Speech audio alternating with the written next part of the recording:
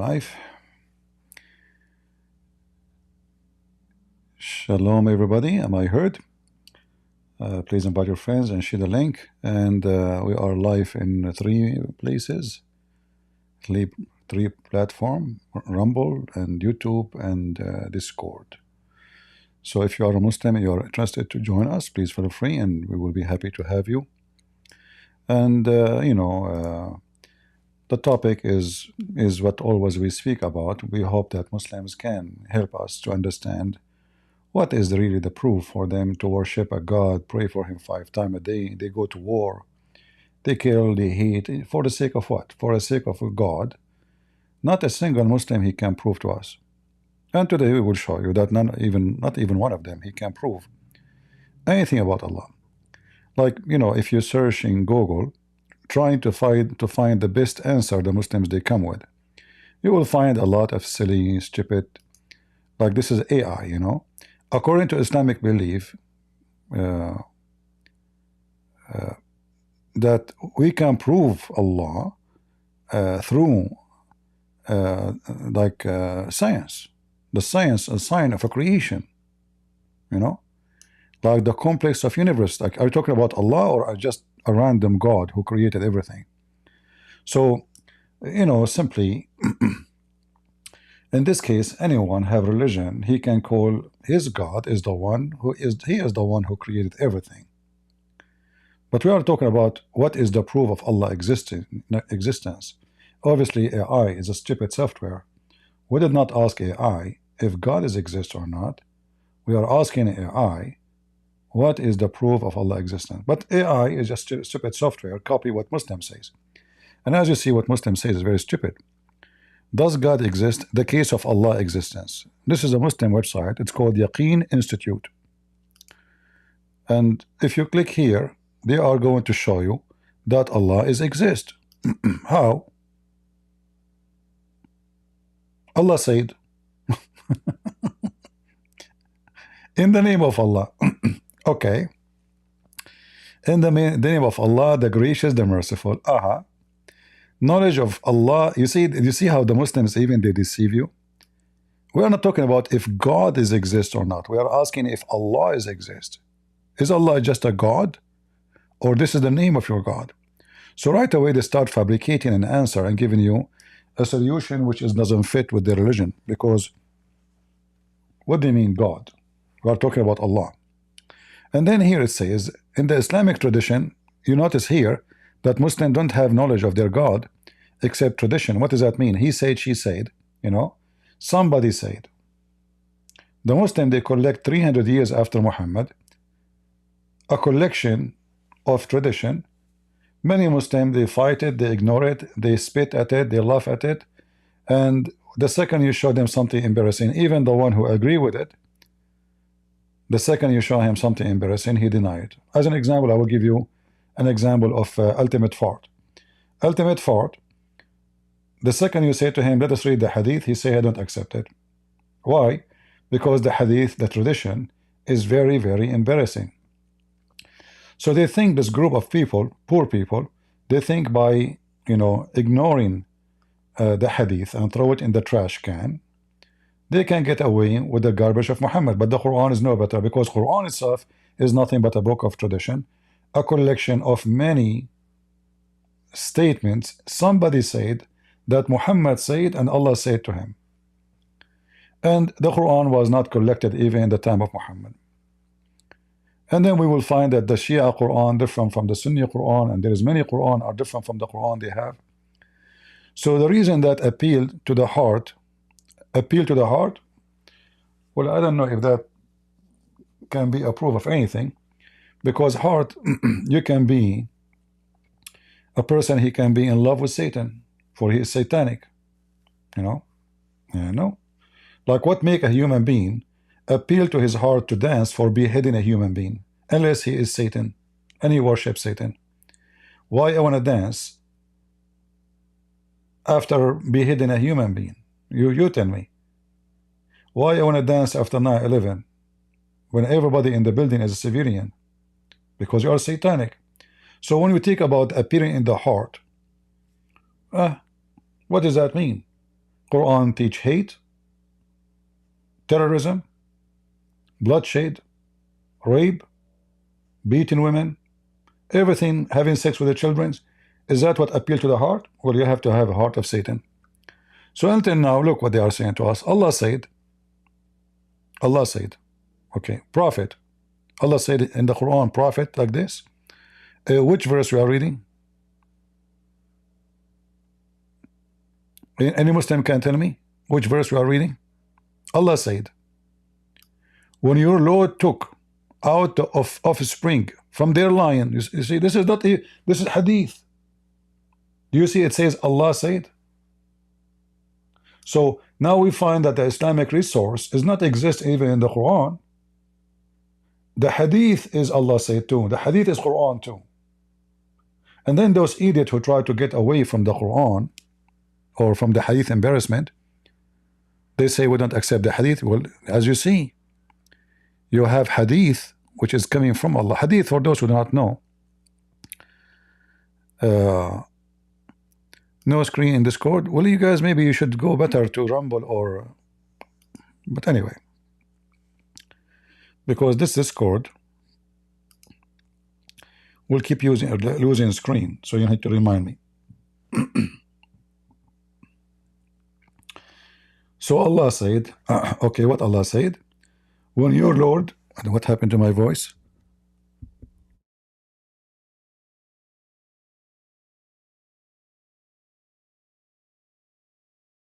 We just started. When your Lord took out the offspring from the lions of the children of Adam and made them bear witness about themselves, he said, am I not your Lord? You know, here the story, you see how Allah what said. I have different story for what Allah said about the children of Adam. As an example, Allah said, and here the Muslims are hiding the story from you.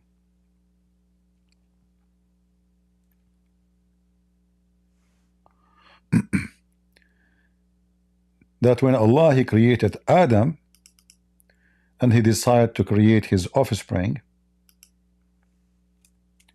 He hit the shoulder of Adam, the right shoulder, and from that place he got the white offspring.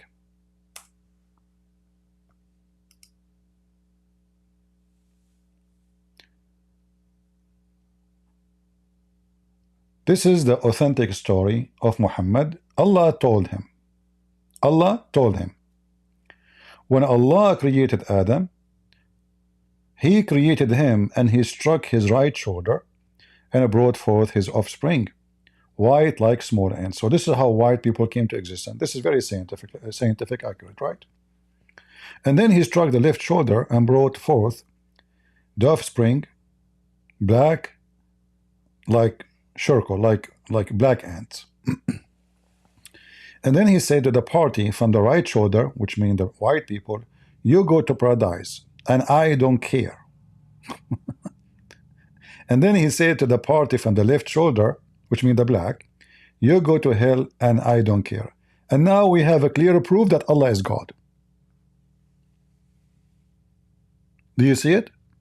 It's obvious that Allah is a true God. Here we notice that Allah never thought of Adam testicles. Maybe Allah He thought about testicles of Adam as like bing bong balls, to play bing bong with them. They are decoration, maybe. You know, they are not used for sexual reasons. They are there just, you know, I mean, the man without balls, that means he is not brave according to Allah, because this is what even in the West they say he have no balls, you know, which means he's not brave, you know, he have no balls. So look like Allah, He think that balls is for bravery, not for sex. So obviously Adam, when he have kids, he made them from his shoulders. He have two shoulders which resemble two balls. The right shoulder where the white people came, and because they are white, they will go to heaven, as you see. And then He struck, and here the struck of Allah resemble orgasm, you know, like Allah He is doing, you know, helping Adam to masturbate maybe. So He struck him with his left shoulder, and then the black people came, and then Allah He said to them, you go to hell and I don't care. And here we need to focus a little bit about I don't care. What does that mean? Any Abdul can tell us what does that mean? Why Allah don't care about white people going to heaven and white people going to hell? Why he decided this way, and why he said at the end of the sentence, and I don't care. In Arabic he says wala ubali, which is more than I don't care. It's like somebody is not only careless, it's like, you know, when somebody is hippie, you know, like a guy who give his wife to his friend, you know, this is how much careless he is. You know, like he drink coffee in a living room and his friend is having sex with his wife in the same house. He don't care. This is how what I don't care mean. Any Muslim can tell us? Any Muhammadan? No? So here in the article, the Muslims are quoting for us the wrong story to prove Allah. And how a human being will witness to Allah if a human being die? To make it simple for you. When Allah, he spoke to the children of Adam. Allah, Muslims, can you tell me Allah was talking to who? Who? No answer. You don't know. It's just a plain stupid talk.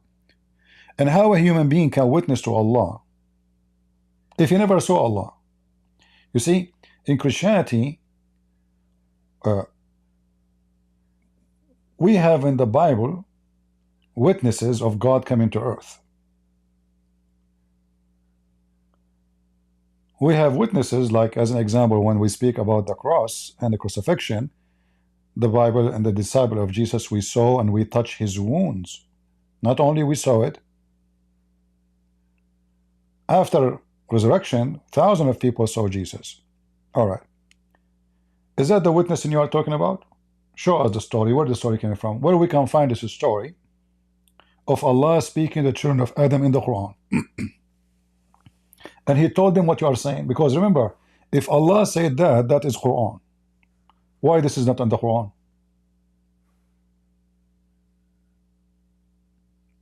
Any Abdul? In the Bible, when God said, this is in the Bible. Anything else is not God said. I said, he said, she said. We can witness for those who say, but we cannot say God said. So, first of all, this is demolish the idea of Muslims having one preserved book. Not only we can prove the Quran to be never preserved, it's a joke when they say that. However, for me, I don't discuss too much the preserved Quran.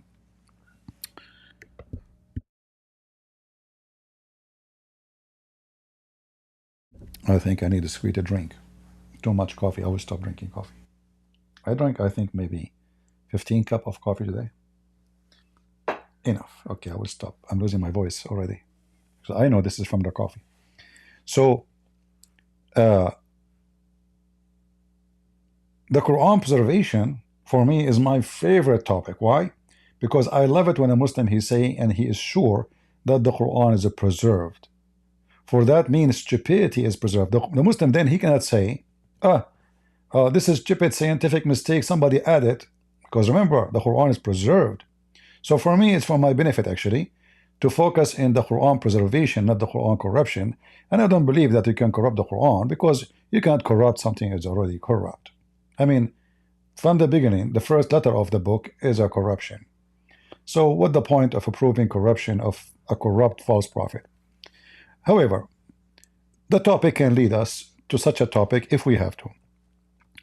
So, okay, we bear witness to Allah. But the funny, if we go in the Quran, we will find that Muslims, they say that Allah himself, he bear witness to himself. And not only that, Allah, one of the names of Allah, by the way, is the believer. Allah is a believer. Okay. He believe in who? And then you will find that Allah, even he convert to Islam, which is very normal. I mean, everybody convert to Islam. You know? You will find Allah saying Shahada, you know. But then if you read the Arabic, you will die laughing. It says here in Arabic, شهد الله أنه لا إله إلا هو والملائكة وأولو العلم. I mean, he just said, Allah, he bear witness, there is no God but he and the angels and the scholars. I mean, look at the stupidity of the, if you read the English, by the way, the English is different.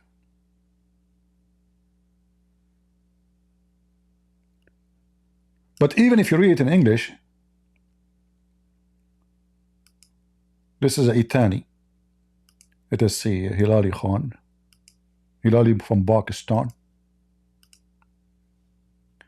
Allah bear witness. Look here, they added more lines in this. Do you see what happened? We just changed the translator. The verse get fatter. You know, too much pork. So Allah bears witness that La ilaha illallah huwa. Like, what the heck? Hold on. Here in Arabic, by the way, you will see the stupid language. Allah, he bear witness that there's no God but he. He who?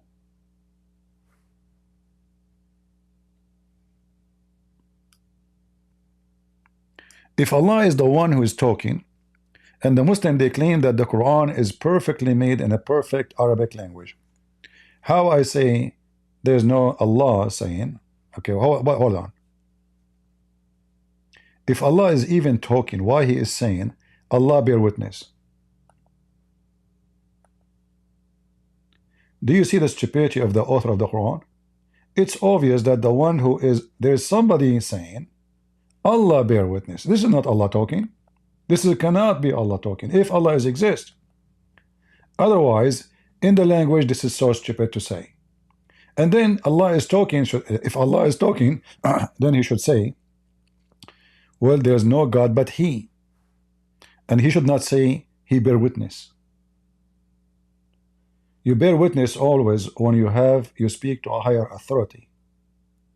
Like, I'm a judge, you are a witness. So you, the witness, is not higher than the judge. So the witness is witnessing for who? Allah witnessed to himself. That what? There's no God but he. He who? The Muslim, they say Allah. But shouldn't Allah says there's no God but I?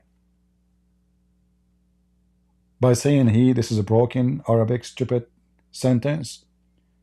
You just claim that there is other person, not you, who is God. And then you continue, and the angels and those who have knowledge. Look what the Muslim tried to fix it. They add between two brackets, also give with their witnesses. But this is what the verse saying. But hold on. In Arabic, it doesn't say anything of that. Because in order to make all of them doing the same thing,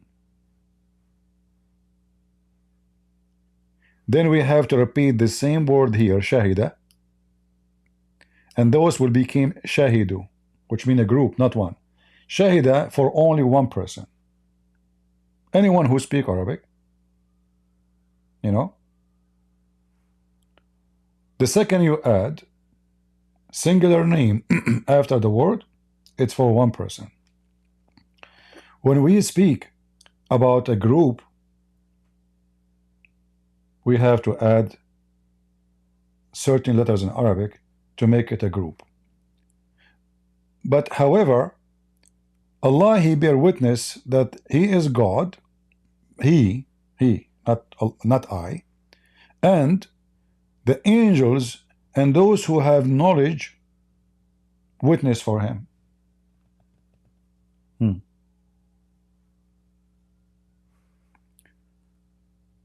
But what is knowledge in Islam? Those who have knowledge. If I show you, you will, you know, you will have a diarrhea of laughing.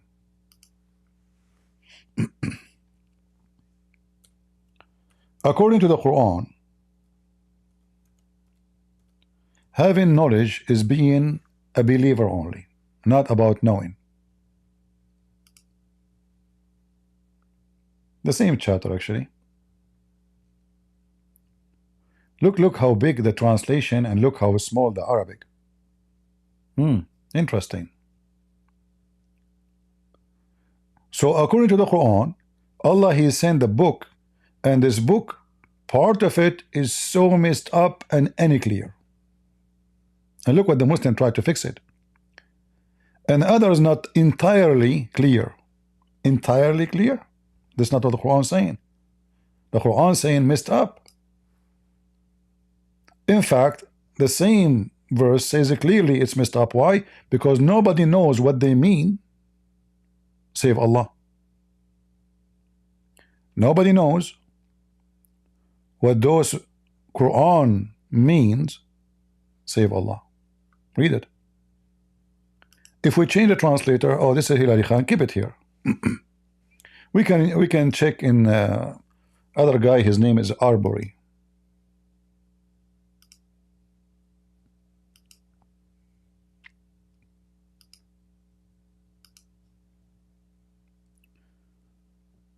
It is he who sent down upon thee the book. Well, Allah is talking, saying it is he sent down. Again, broken Arabic language. Okay, wherein there are verses are clear. You know, Muslims, I challenge you to show me one verse in the Quran is clear. If you have verses in the Quran are clear, if the Quran is clear, why you need 1,000 million interpretation for a book? It's clear.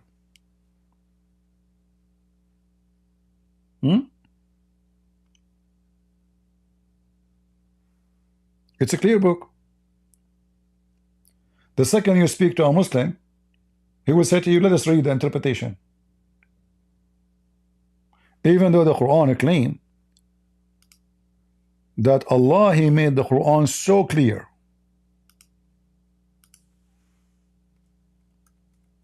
And then every Muslim, he give you different interpretation because the Quran is so clear. Right? I mean, because it's so clear. All of those verses is speaking about the Arabic Quran, so it can be clear. All right? You see, like as an example, chapter 41, verse number 44. If we made Barbaros, what Barbaros Quran? What is this? Yeah, I think he is saying the word Ajam usually is used for the Persian. Quran, they would have said, why are it is signs not distinguished? I mean, this translation is making me dizzy. What Barbaros and Arabic say? Like, so now Allah is explaining why the Quran, all of it is in Arabic. Because if we make it in a Persian language or a foreign language, people, they will say, well, you know, why he is mixing it. And some they will say, well, shouldn't he make it mixed? Say to the believers, it is guidance and healing, but those who believe not, and their ears is heaviness, and to them is a blindness. I think this guy is coming from the SS dictionary translation. Let us see. I mean, I don't know. This translation is making me really dizzy. Let us switch to Pakistan. Pakistan is fatter. So look clear here. Here the translation is getting better.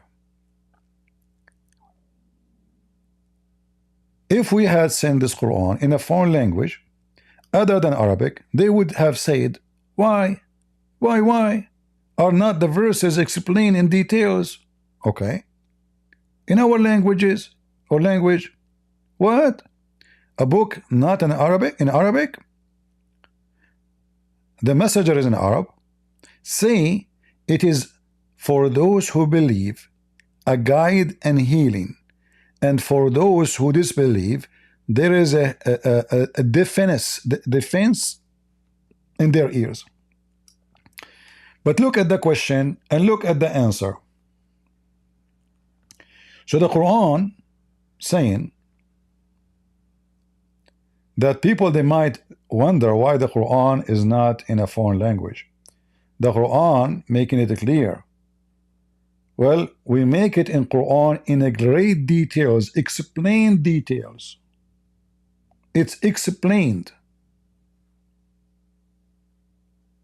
The wish, it's explained. And they are asking for what? They are asking why it is just in Arabic, you know?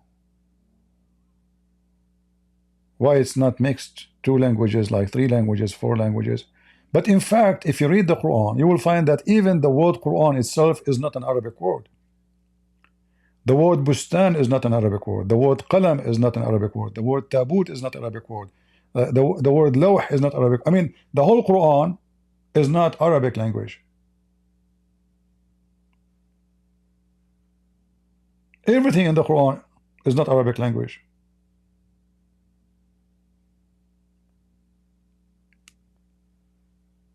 Like even the name of Muhammad.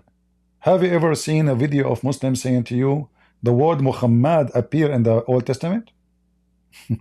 What the Muslim did by that, they just prove that even that word is a theft and it's not an Arabic word. Because why the word there in the Hebrew if this is an Arabic word? Because simply it's not an Arabic word. The Quran is a mixed book with Persian, Greek, Ethiopian words, Coptic words from Egypt, Greek, you name it, everything. But here the Quran claim that Allah, He made the Quran clear. If we take this word here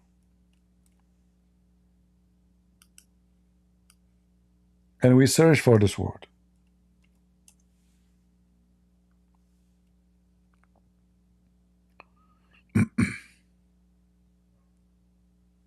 read this one here with me. Chapter 6, verse number 55. Thus do we explain the ayat, the proofs and the evidence and the verses and the lessons and the sign and revelation. So Allah, He confirmed that He explained the ayat. How?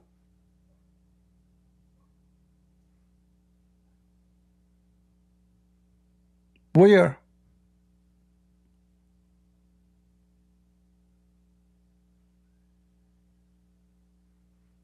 Muslims, if Allah explained the ayat, isn't it this is a contradiction? Isn't it this is Quran? Says that a great part of the Quran, nobody knows what they mean save Allah. In fact, the Quran itself, making it ambiguous, Mr. Ambiguous Allah. Some of the verses according to the Quran are clear and the others are ambiguous. Nice to meet you, ambiguous. Okay? And why the ambiguous Quran exists in the Quran?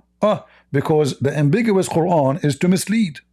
Well, I thought the Quran is a book of guidance. It turned to be no.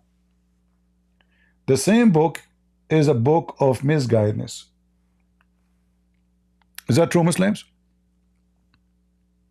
In fact, Muhammad, he made it clear that the Muslims will be misguided and go to hell because of the Quran. Am I lying, Muslims? Let me show you the reference.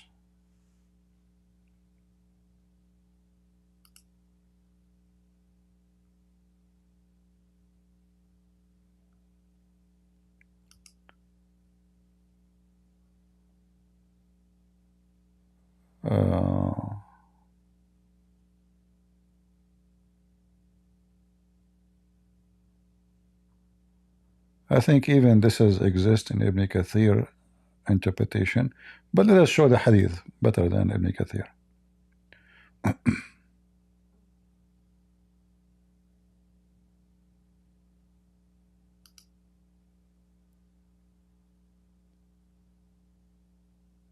Okay.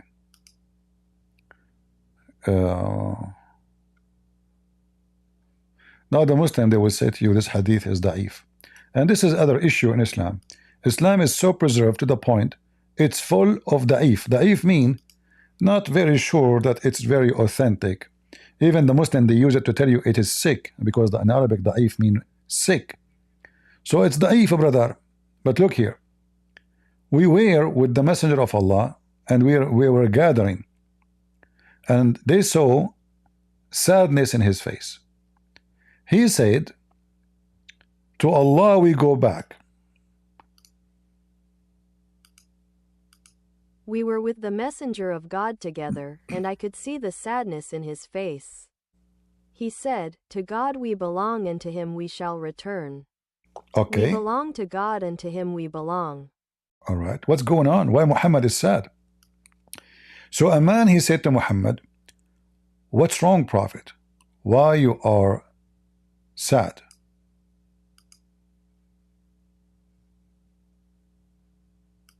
A man said, O Messenger of God, what did our Lord say? He said, Gabriel, peace be upon him, came to me. Okay. So Gabriel came to Muhammad, and Muhammad is sad. What is the bad news? Read carefully.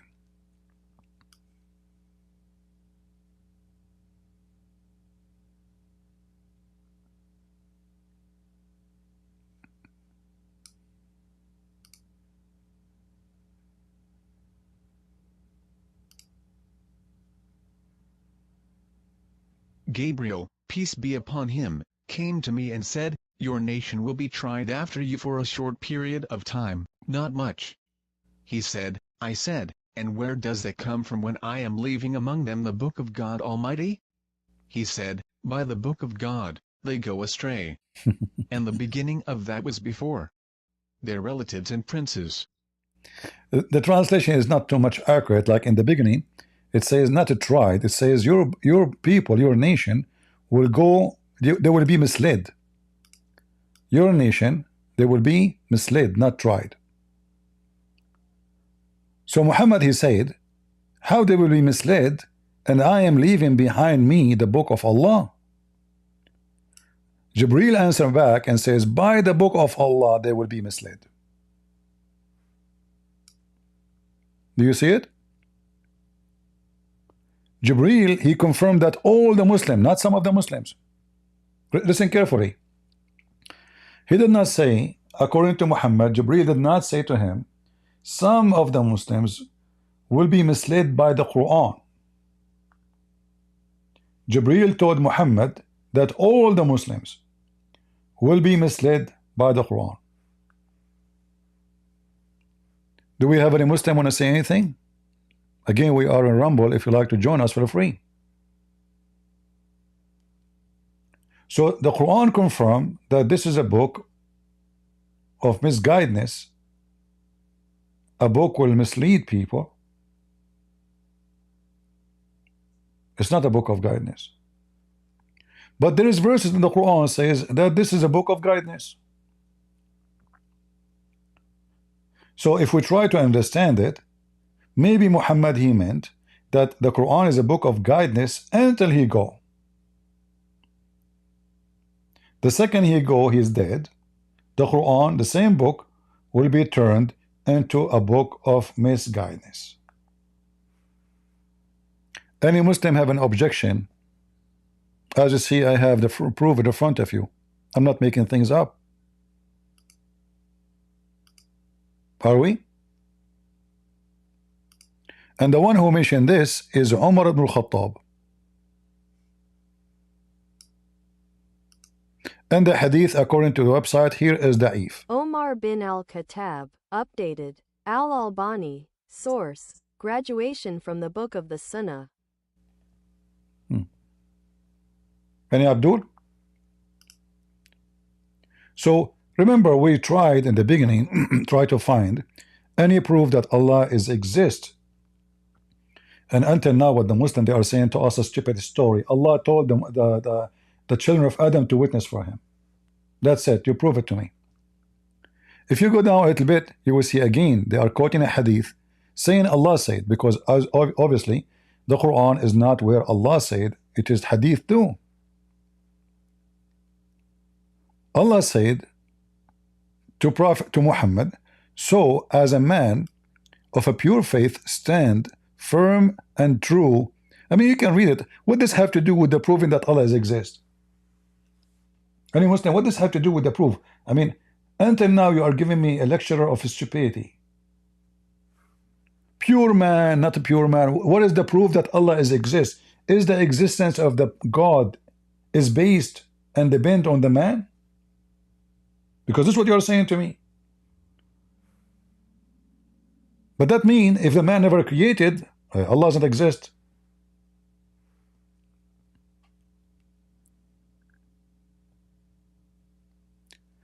Here, it's explained to you the stupidity of Islam.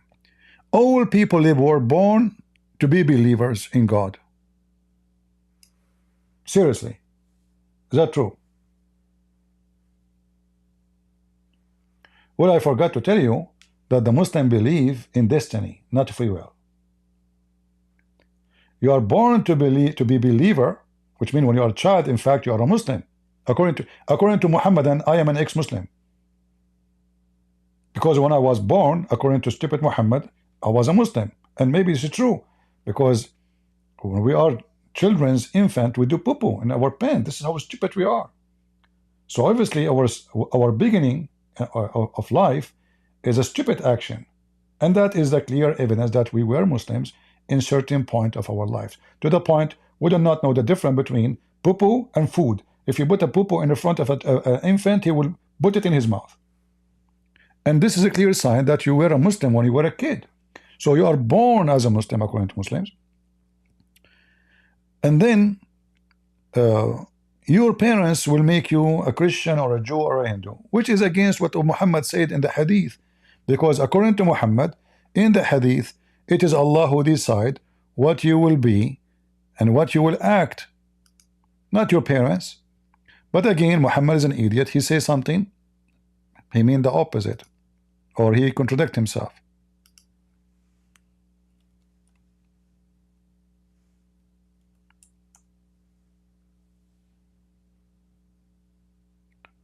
Here, Muhammad, he claimed that every child is born as a Muslim, i.e., he worship Allah alone.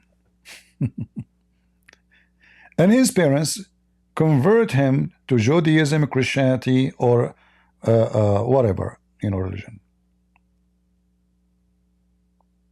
But the same Muhammad, he said,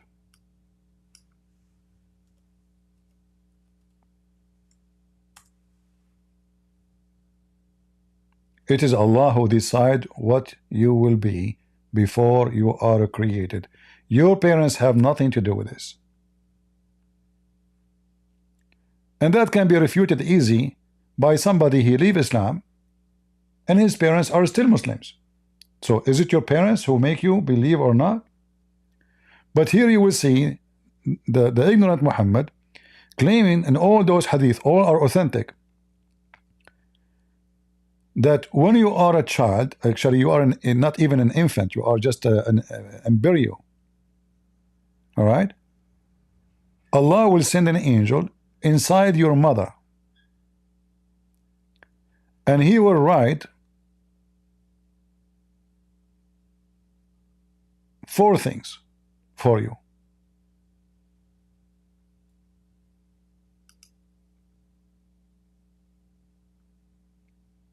By the way, in Arabic it says Allah, he sent a spirit, not an angel, just to let you know. And if you read actually how Allah, he created the baby, you will know right away that Allah cannot be the God who created the baby, because according to the stupid Muhammad,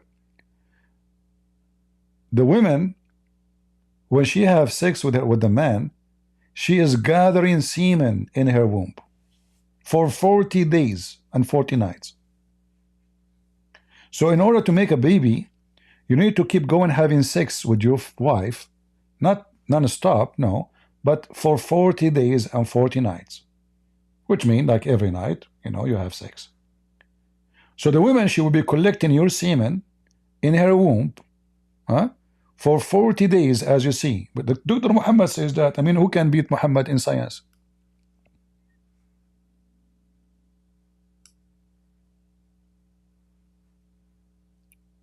Who can beat that? Nobody. This is absolutely scientifically proven to be true. And then it become a dead blood, not a clinging thing. Here translation is false. And then Allah, He sent an angel. Again, this is false translation. It doesn't say an angel. It says He sent the spirit who breathed life into it. So now you are a baby, but you don't have life. What do you mean? So now you are an embryo, but you are not alive. Later He breathed life to it. Weird and stupid. Because that means that this living thing, the embryo, is not alive until He breathed into it life.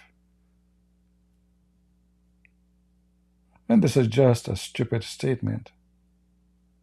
Pure stupid statement.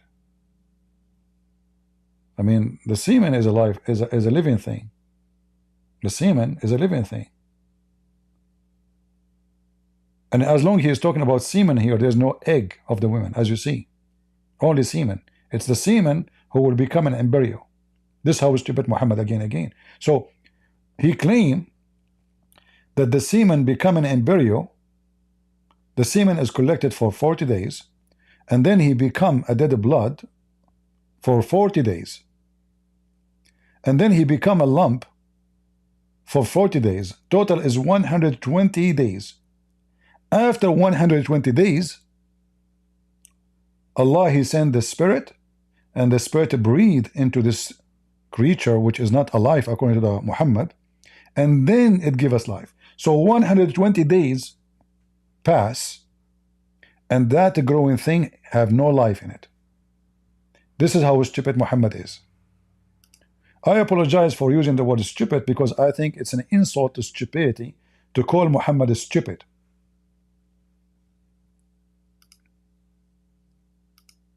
So stupidity, accept my apology. I'm just trying to be nice, you know. I'm calling you stupid, but that word doesn't fit. This is beyond stupidity.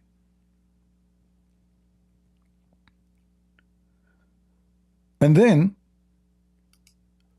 here the point we want to talk about, Allah, He command the spirit, not the angel, to record 4 things. Okay, what the 4 things will be recorded? It's provision. Okay.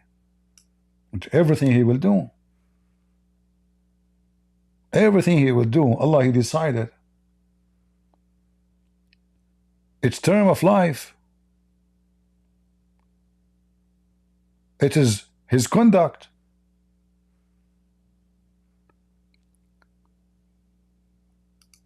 If you will be happy or miserable, He write it for you. It's not your choice. So what do you mean His parents, they will make him later a disbeliever or a like? Everyone is born as a Muslim.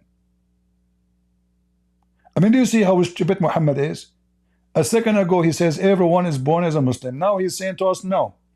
When you are in the womb of your mother, Allah, He decide for you what you will be. So how is born as a Muslim?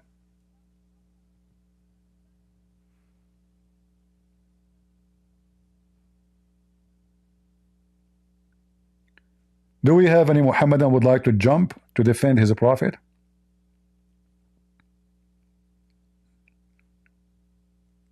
Remember, the question is, what is the proof that Allah is God? And no Muslim can prove to us Allah is God. They will say to us, Prophet Muhammad said. I mean, who is Muhammad? It sounds like Allah cannot prove Himself unless Muhammad said. But Muhammad himself, according to the Quran, is a sinner.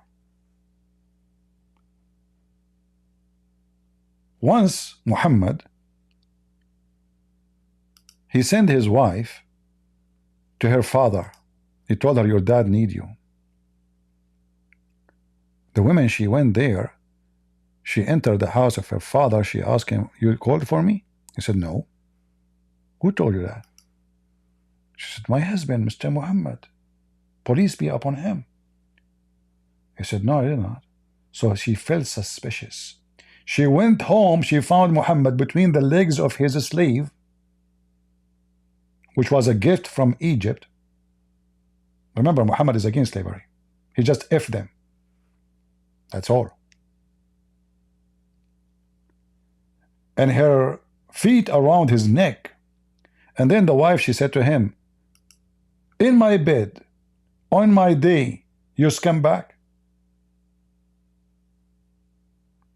So Muhammad, to fix it, he swear by Allah, he will never do it again. But then Muhammad, he got horny. And this slave was a blonde. I mean, you know the thing. Huh? An Arab blonde, they are obsessed with the blonde women. So how he can let it go? So Muhammad, he felt bad. How he made such a stupid promise he will never F this slave again.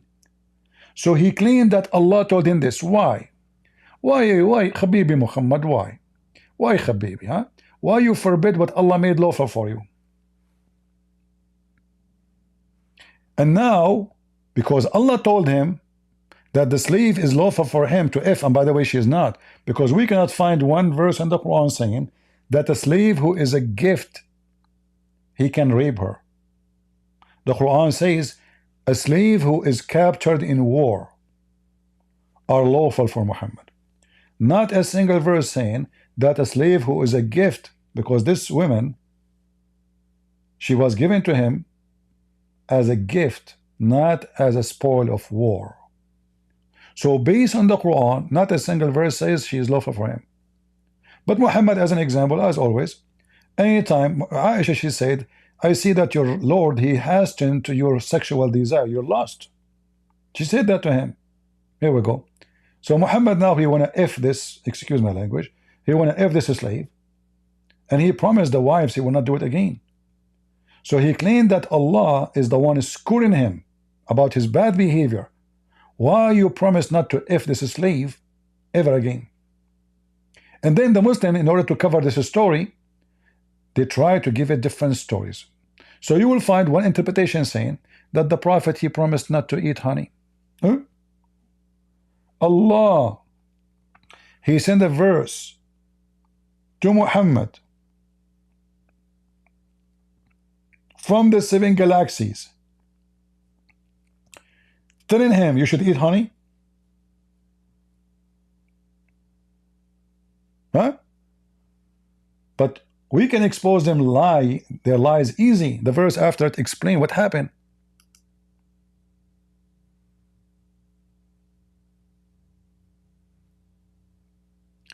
The translation here, look at the translation. Muhammad, he took an oath. He broke the oath. What is the oath? And you know, if the Quran is so clear, what is the story? What happened here? Any Muslim can tell us? How we can find what's happening? Like suddenly Allah is saying to Muhammad, why you forbid what Allah made lawful for you for the sake to please your wives. The wife, he went home to her father home. She came back, she found Muhammad doing boom boom to his slave. Remember, we showed you a verse from the Quran saying that Allah made the Quran clear.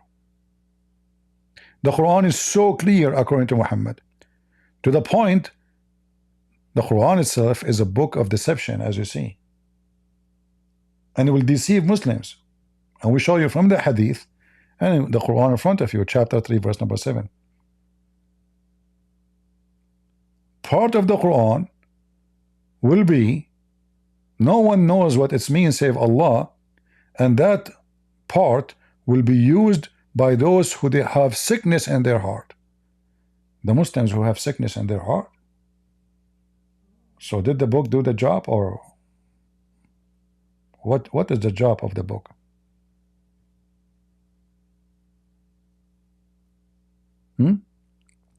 And now if we try to find interpretation for this verse here,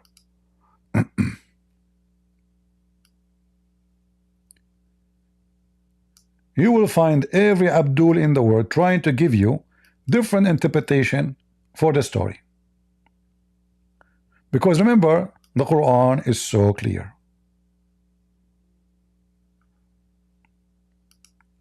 So this is the official government website of the Kingdom of Saudi Arabia.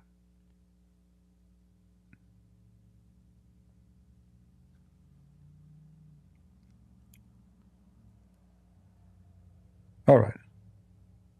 Here, this is the book of Al-Qurtubi, Al-Tabari, sorry.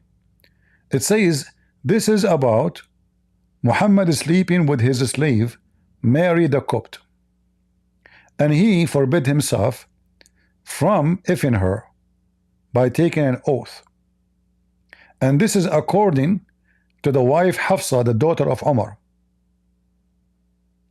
Because he effed her in her bed in her day. You see the scumbag? He sent his wife out. Tell her you have to go to your daddy, huh? She come back, she found the man in her so-called husband in the top of this woman.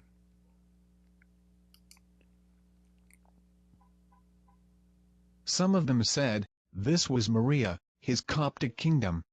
He forbade her to himself by swearing that he would not approach her, seeking the approval of Hafsa bint Omar, his wife, because she was jealous that the Messenger of God, may God bless him and grant him peace, was alone with her on that day and in her room. Here the translation is wrong. It translates the word mamlukatahu as a kingdom. Mamluka is a slave, you know, owned. So Muhammad, he took an oath that after his wife, she got him busted having sex with his Coptic slave, which is a gift given to him. Imagine Muhammad is against slavery. He opened the door, he found the box. He opened the box, he found the women, her cousins, other girls. He accepted the gift. Muhammad is not really is not into slavery. He liked to free Palestine, you know, and he voted for Kamala Harris. He's very, very democratic, you know. He want to abolish the slavery. Yeah, actually, this will remind me of Muhammad and the Democrat. The Democratic Party is the one who fought against the Republican to keep slavery. It's true. Go and read history. Muhammad today, according to Muslims, they claim that Muhammad, he encouraged to free slaves. When the fact Muhammad, he called the black people names, he put them down, he called them Satan, they will go to hell, and he owned slaves, and he owned slaves not only black, by the way, as you see, this woman is a blonde. She was his favorite. But the black slaves usually are not for boom boom, it's just for cooking, and you know, the boom boom one is the one is blonde, because Muhammad always favored the white. The white will be on his you know, in his bedroom. The black will be in the kitchen, brother, you know. So,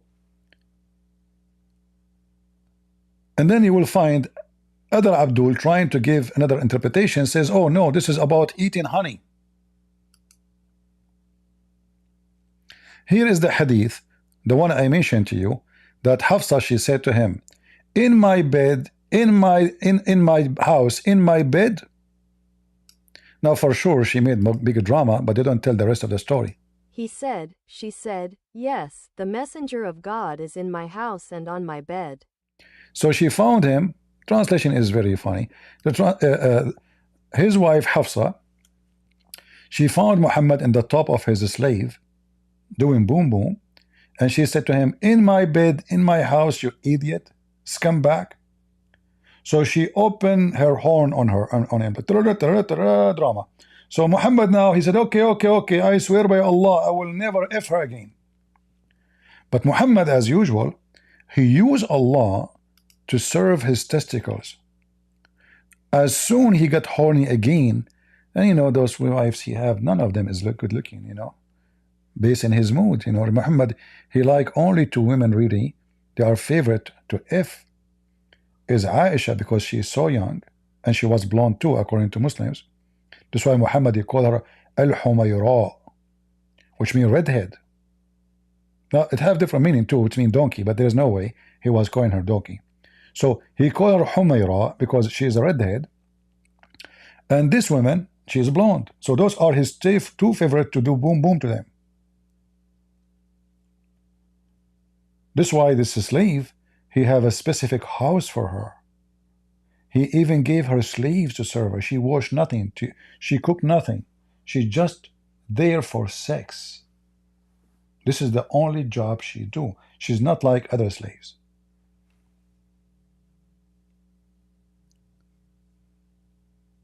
Do we have any Muslim would like to volunteer to tell us what is the proof that Allah is God? Until now we see nothing except a horny man fabricating horny verses, breaking oath again. You know, shouldn't God punish Muhammad for taking false oath? Or shouldn't God encourage Muhammad to keep his oath? I mean, the guy, he just took an oath and he broke it.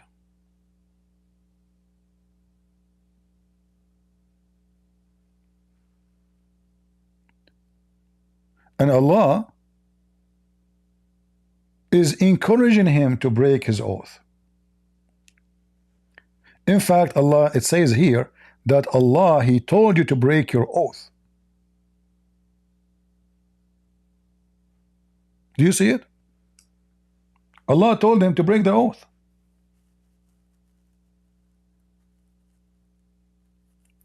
There's a story in the about a Jew in the Old Testament about a guy. He took an oath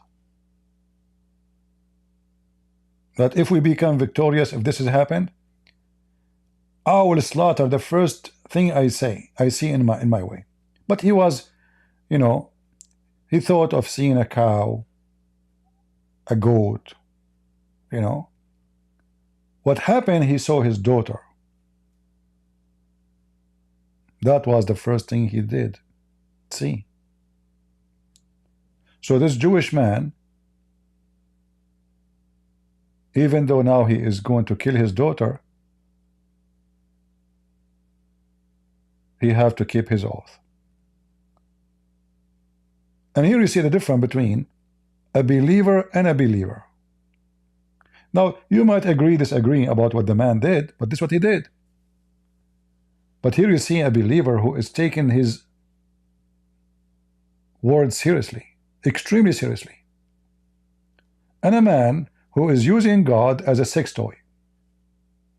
So he take an oath when he want, he demolished the oath when he want, he forbid himself when he want, he allowed himself when he want, he fabricate as he wish. For God is nothing but a toy.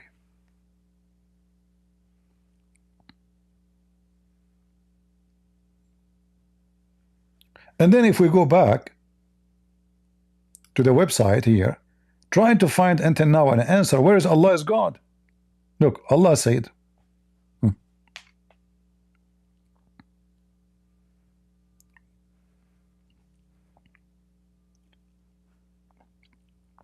this is the proof that Allah is exist. Allah said to Muhammad, he heard Allah not. Muhammad never heard Allah, according to Muslims. He never spoke to Allah. He never heard the fart of Allah. Who is the one who spoke to Muhammad? The Muslim, they say Allah, he sent an angel, his name is Jibreel. Even the name, as I said, the Muslim, they say the Quran is in Arabic. But Gabriel is a name of an angel in the Bible. And here you ask yourself, why the gods, angels' names, none of them is in Arabic? Are you with me? Any Muslim can answer this question? Why your God, Muslims, all his angels' names are not an Arabic names?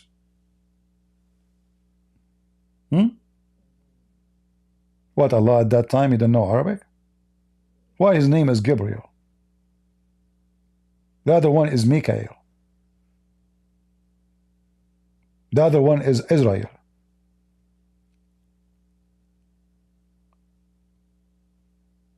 In fact, the names of those angels proving that Muhammad is a fraud again. Why?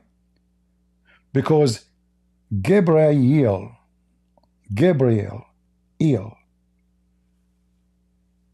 Allah have 99 names. None of them is El.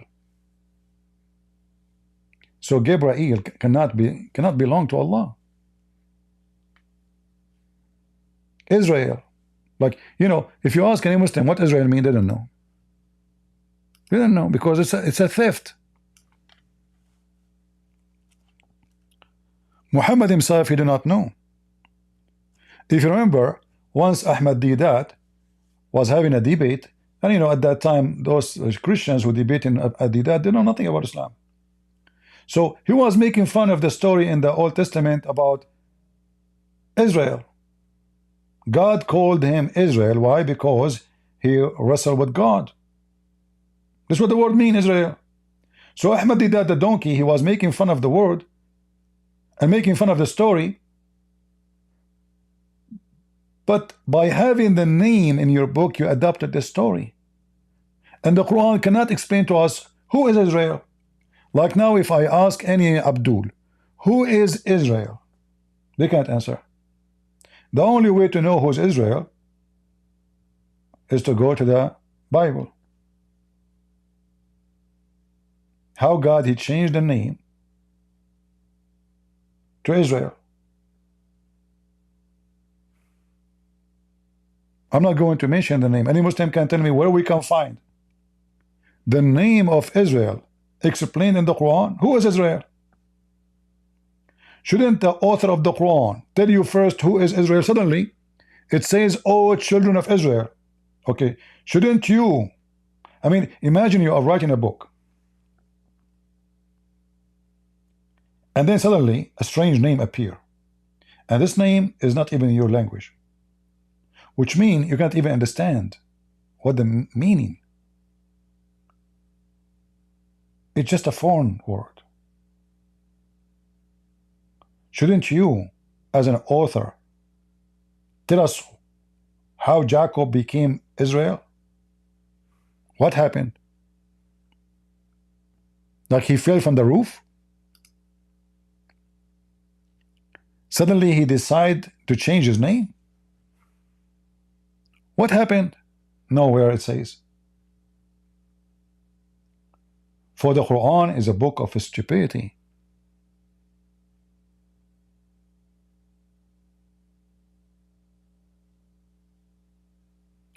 And the funny is, you will find that the God of Islam is asking the Jews to keep their promises and their oath, but he's asking Muhammad, when it's come to if women, to break his oath.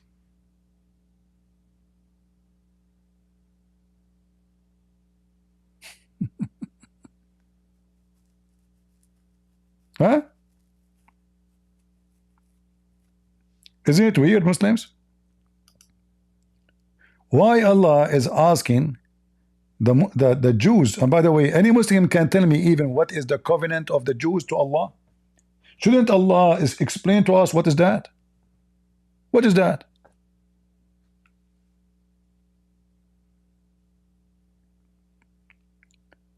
And then the story get more stupid. We hear every day the Muslims saying your Bible is corrupt, but the verse says here, the verse after it, believe in what I have sent down, confirming that which with you. Now, the Quran confirmed the Torah.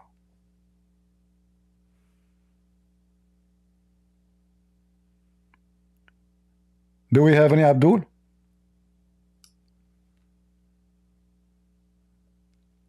There's a porn movie or something in the internet going on. Where's the Abdul? What is today? Hey Abdul, where are you?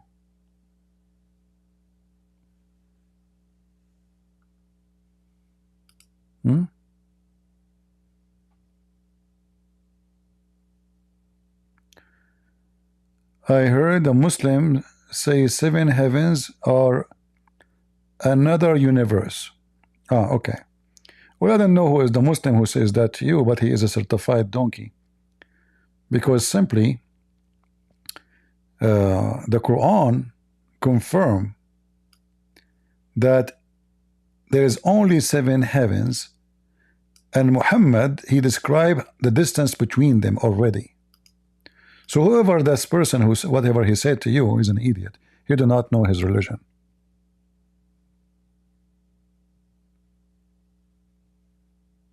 Isn't it the Quran says Allah come down every third part of the night to the lowest heaven and ask who is praying for me? Isn't it the Quran says that Allah, he put in the lowest heaven the lamps? In fact, the Muslims, when they wanted to make a miracle, they claim that when the Quran speak about the 7 heavens, that speak about the 7 layers of the atmosphere. Abdul, you know, Abdul. And not to mention the Quran speak of something very scientific, very powerful actually, that according to Muhammad, the meteor we see in the sky at night falling down, those are stars. And Allah, he used those stars to shoot shaitan. My room is dark. I'm typing.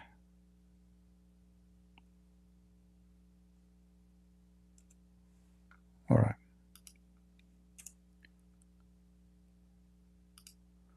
According to the Quran, and this is additional proof that Allah exists, we adorned the lower heaven with lamps.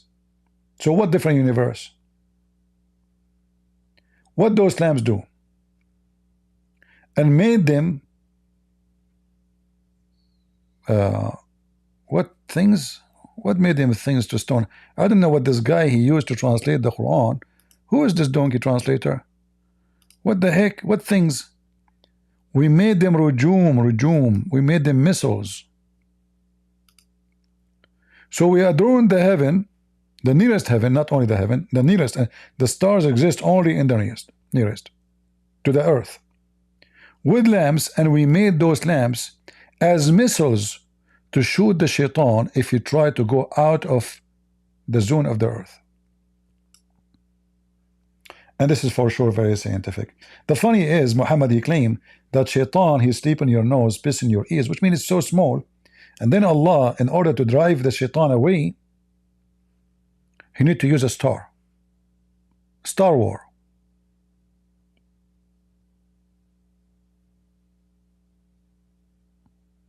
Any Abdul?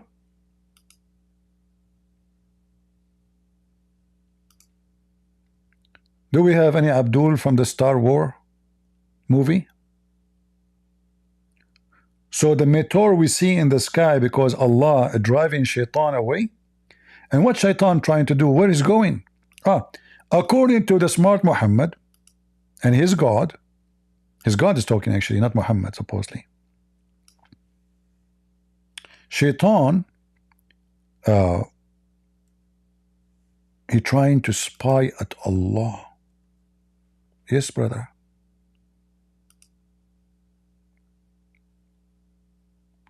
Allah, he said, and we made the sky, we adorned the sky with the stars. Now we showed you the other verse saying it's the lowest heaven. All right. Now, and we protected the sky, not the earth. Remember, a Muslim cannot say atmosphere because the sky is protected from the people of the earth, not the opposite. How Allah protected the sky? And we guarded the near heaven. The near heaven is protected, not the earth, from every outcast shaitan. Why? What happened? How? Except the devil who gained hearing by stealing. He pursued by a clear flaming fire.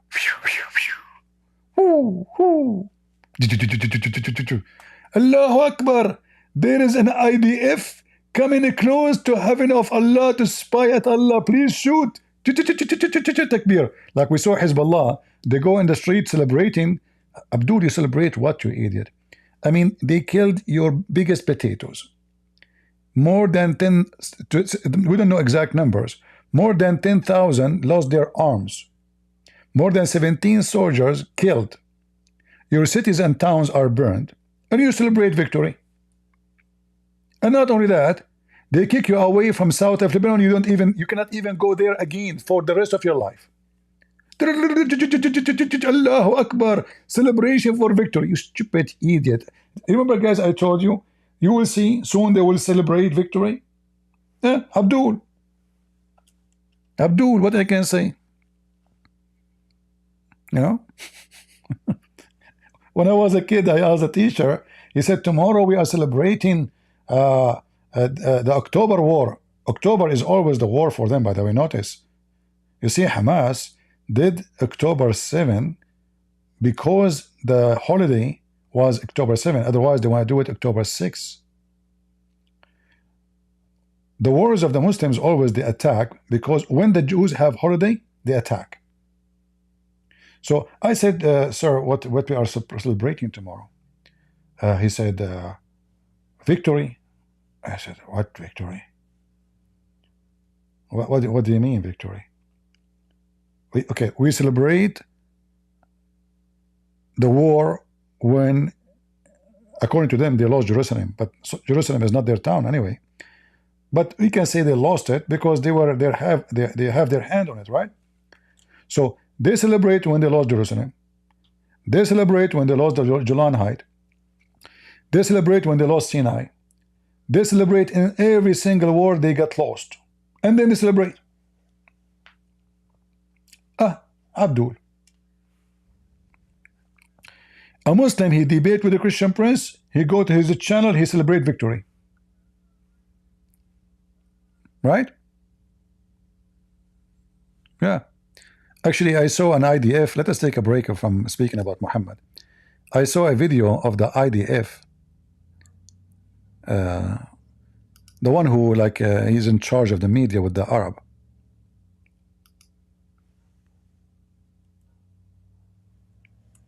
Let me see the video. He made a comment about Hezbollah celebrating victory.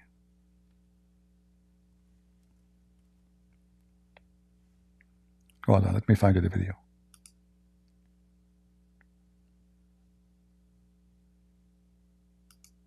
عندي سؤال. All right, I will translate for you. However, if you have your phone, I don't know, like the new Google phone, they can translate for you the video automatically if you have that option activated. عندي سؤال. لأمتى مكفيين بالانتصارات؟ I have a question. For how long you will continue being victorious? سؤالي موجه لإرهابي حزب الله وتوابعه. So my question is directed to the terrorists of Hezbollah and its babies in the field and in the media. ميدانيا وإعلاميا. بعد ما خلصتوا انتصارات. Like we did not finish victories. Always you have victory, man. يا مرتزقة إيران. You mercenaries of Iran. انتصاراتكم شو عنوانها؟ What is the title of your victory? إذا شردتم أكثر من مليون لبناني. More than 1 million Lebanese, which is Shia, they have no houses. انتصرتوا. You are victorious. 1 million Lebanese Muslims, Shia, lost their houses, and you are victorious? إذا وصل عدد قتلاكم إلى الآلاف. If tens of thousands of you or thousands of you are getting killed, you're victorious? انتصرتوا. You are victorious, huh? By the way, the Israeli, I think they lost 40-something soldiers. That's it. And they lost thousands and thousands, not to mention the ones who they are going to be in disability for the rest of their lives, especially those who lost their hands or eyes because they explode. And second day, Israel explode the walkie-talkie. You remember? Second day. إذا قيادتكم المحاصنة أنمحت بكرة أبيها. Even your leaders who they are deep, you know, in the basement, in the shelter, we wipe them out, all of them. انتصرتوا. You claim victory? Even this? إذا أنفاقكم التي تبلغ الملايين من الدولارات انبخرت. If your tunnels, who took you millions and millions of dollars to build it, you become a steam, you are victorious. انتصرتوا إذا معظم قدراتكم العسكرية انضربت. If all or most of your military ability and equipment destroyed, you became victorious. انتصرتوا إذا أكثر من نصف عناصركم هربوا أو استسلموا. If more than half of your members either they run away or they surrender, you became victorious. انتصرتوا إذا فقدتوا مصداقية الشعب اللبناني. If the Lebanese, nobody can trust you no more, you became victorious. And by the way, he's speaking from Lebanon. Look, you see? He's speaking from Lebanon and they are claiming victory. I mean, the Israeli army right now, they are inside Lebanon. All those towns behind is under the shoes of the Israeli, and the Abdul, they claim victory. وخذلتوه انتصرتوا لكان كيف راح يكون وضعكم. So he's saying, if this is victory, so what is exactly definition you have for losing war? إذا انهزمتوا. عندي سؤال لا أمتم. This is the definition of victory of the Abdul in Hezbollah. They lost their towns. More than 1 million, they can become refugee. And most of them, they can't go back anyway because the houses are gone. They killed the biggest snake, Nasrallah, their best leader. And all the team, not only him, the cabinet, all of it. And they claim, I told you, you remember? I told you, just wait. As soon as the war is stopped, Hezbollah will claim victory. They did not even dare to bury Nasrallah, so now they will bury him. But let me guess about this ceasefire. This ceasefire will not last long. Because the Israeli, they've been forced to do it. It was not what they want to do. The fifth is come back, Biden, he wanted to present himself that he did something before he go. He stopped the Israeli from receiving weapon. Their warehouses is almost empty. And he even blackmailed Netanyahu. He said to Netanyahu, if you don't cease fire, accept this, I am going to support the ICC court order to arrest you. So they blackmail Netanyahu. If you do it, I will be against it, which means nobody can really practice it.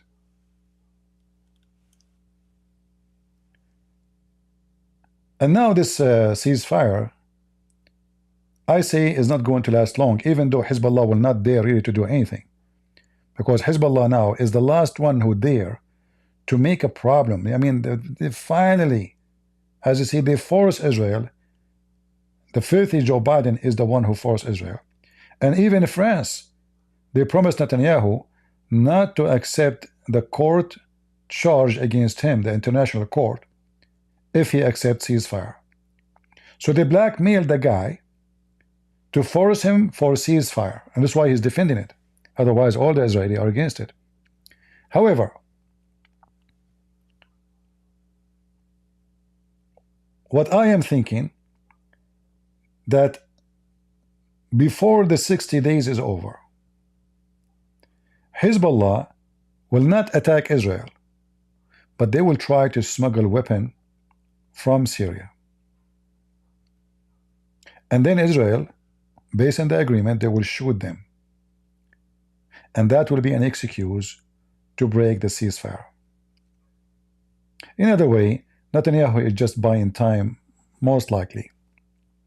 But we will see. Maybe I'm wrong. But I hope I'm right, because those Hezbollah, I'm so glad they did beat the hell of them. They put them in under the shoes of Israel. Now they draw a line. They cannot even go there. Israel is going, with a victory, amazing victory. If somebody can check for me, let me ask Mr. Google. How many Israeli Jews killed in the war with Lebanon? Al Jazeera. I don't want that. Okay. How many IDF soldiers killed in south of Lebanon? Let us see. How come the 73 soldiers? Guys, listen carefully. The Israeli, in such a massive war, capturing hundreds of kilometers from Lebanon, they lost 73 soldiers.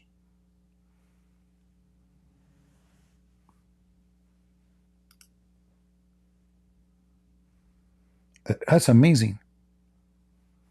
I never heard of a war can do that. I mean, it's a war. It's not, and they are fighting people who they are very well equipped.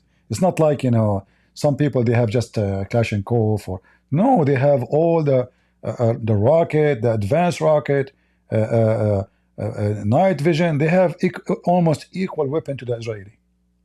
73 soldiers, and by the way, as I heard, more than 27 between them were killed in a friendly fire, and the IDF is investigating that. Because, you know, they were like in some places they were fighting so close, like in zero distance. So the one in the back, they did not receive enough communication, and they were shooting them while their soldiers are there. So anyway, 73 soldiers. Israel forced Hezbollah to bend down and accept all the conditions. Tens of thousands of Hezbollah either killed or lost their arms or their eyes. More than 1.5 million are out of their homes. More than 40-60 towns are totally destroyed. And not to mention, the territory of Hezbollah in the heart of Beirut became a rubbish. Yet those people, they claim victory.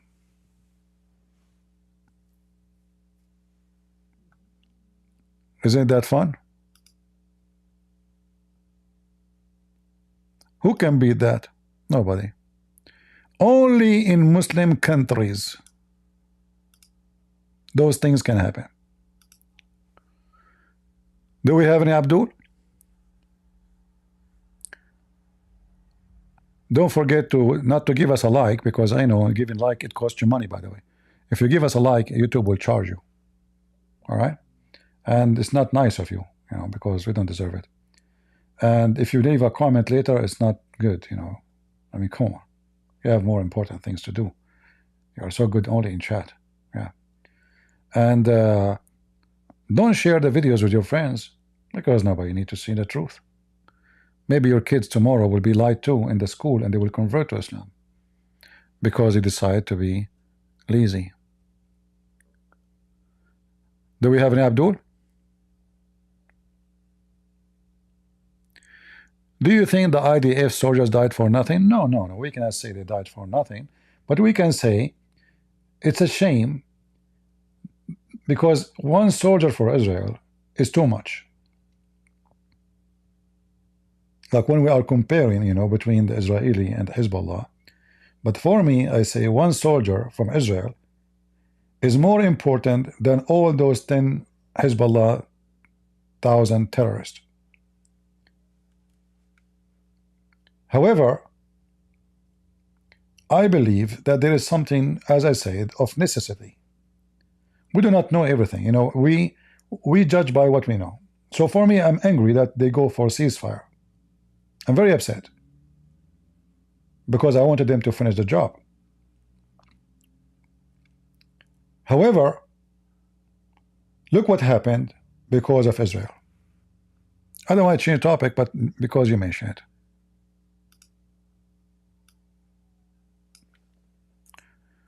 At 4 a.m. in the morning, the Israeli, they ceasefire, right? At 4 a.m. in the morning, the Muslim Sunni terrorist, they attacked Hezbollah and the Syrian army in the north of Syria. So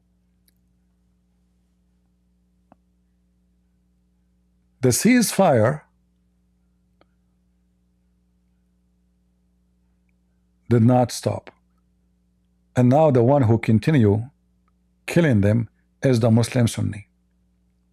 So if I go right now, let us see.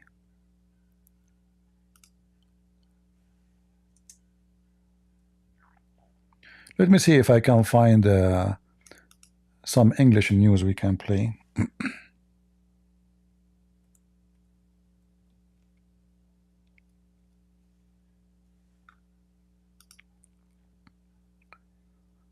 So things is going to get way more hot. And those terrorists, by the way, they were not able and they will not be able to attack if Israel did not do what they did. Because Hezbollah becomes so weak, so now they are taking advantage of that. And they are let me see if I can find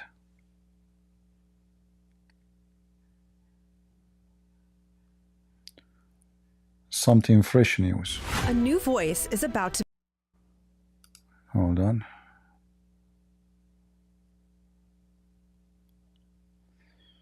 Yeah, I didn't have too much here. All right.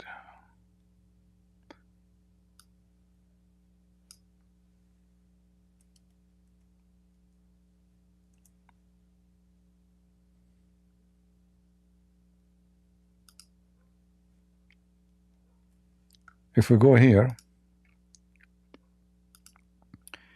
they are showing you the Muslim terrorist.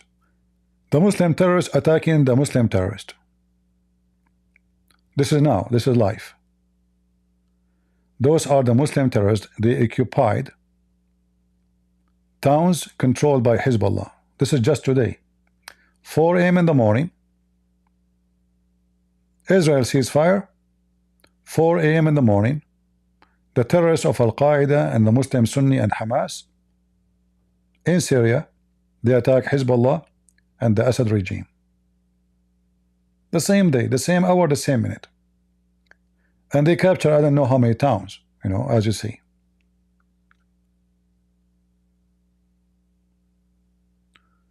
Let's see if we can filter today. Here we go. This guy is so happy. We occupy it. We control it. We kicked them. We kicked Hezbollah. We kicked Iran. We killed them. By the way, both of them are filthy terrorists. So don't be happy. Both of them are a scumbag. But it's good. Let the scumbags kill each other. You know? Let the scumbag do it. And those, by the way, they are backed by the Turkish. Look at Erdogan. Look at the filthy Erdogan. All those weapons is coming from Turkey. You see? Look at the weapon they have. You can tell even the trucks are Turkish trucks.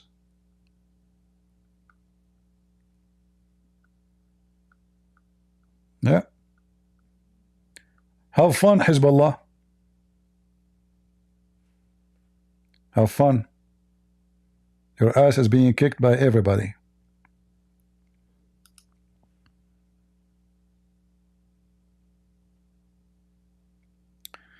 Didi wanna show me a mistake in my holy book. Yeah, Didi, you can show me anything, but keep your clothes on. Because I remember you have the most stupid things and you are so ugly with your stupid words. I will tell you what the biggest mistake in my holy book, Didi. The mistake is that my holy book consider you as a human. When you are desperate to prove to me that you are a monkey. And I believe that you are right. You are a monkey. It's very stupid of any one of us to try to talk to a monkey. And by the way, how come you are a monkey, as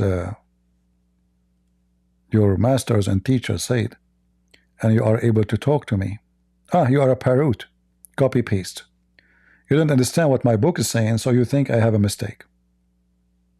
I understand.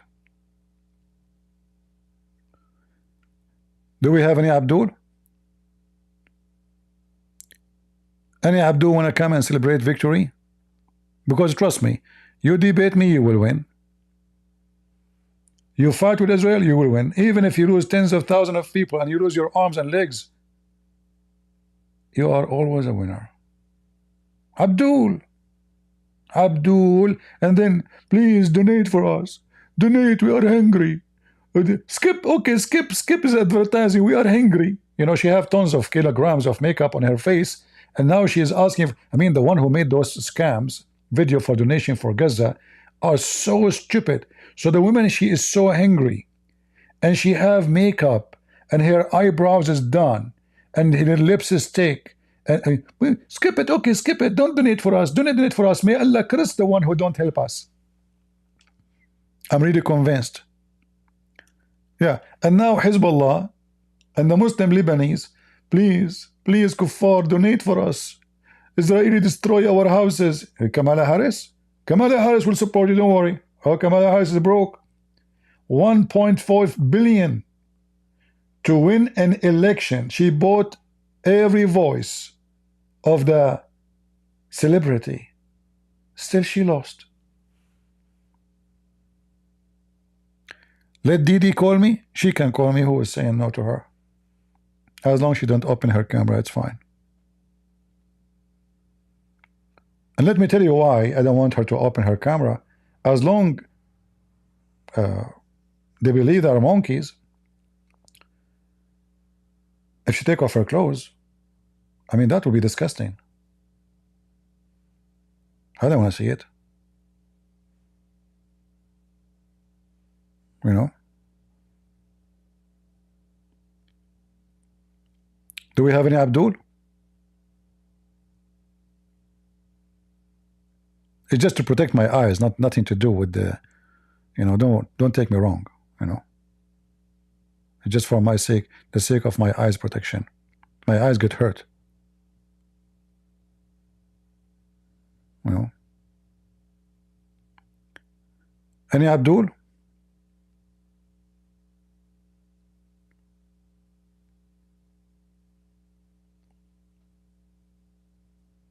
No Abdul? What happened? Where's the Abdul? Abdul is missing. You run to Syria, here we go. The terrorists of Syria are coming after you. All of you are terrorists. And look how filthy Erdogan is. He was upset because war have to stop. At 4 a.m. Israel ceasefire. Erdogan, he launched an attack on the north of Syria using Al-Qaeda and the Muslim Sunni terrorists, attacking Hezbollah, Iran, and the Shia. And let me guess what will happen now. Hezbollah in Iraq, not in Lebanon. Lebanon are shish kebab now. Hezbollah in Iraq, they will send maybe 20,000-30,000 fighters to fight the Muslim Sunni in the north of Syria. This is a Muslim Sunni is so happy because they took a town where there's nothing there except some goats.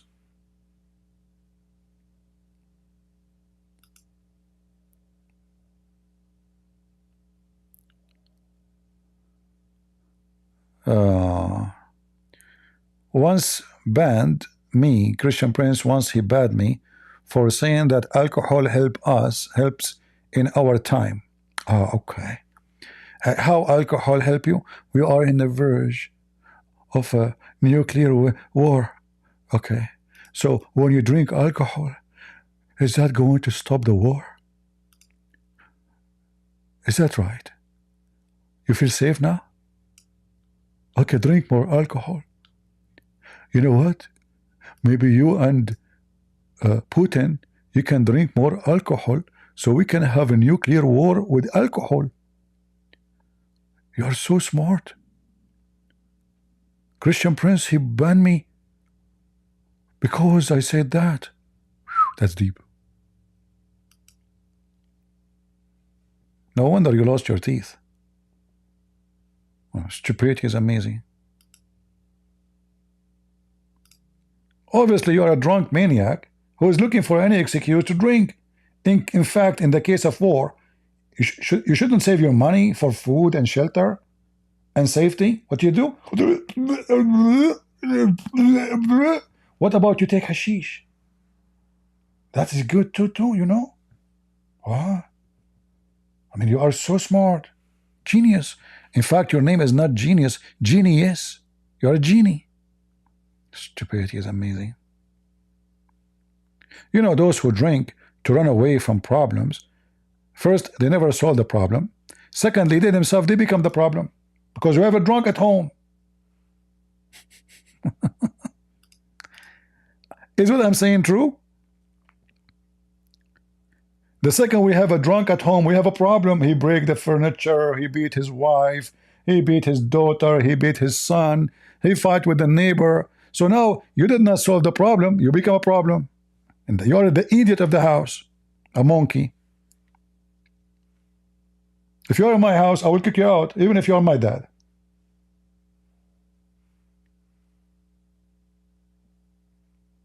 Potato. No Abdul? We are out of Abdul. I don't know what happened. It's so dry. I wonder why.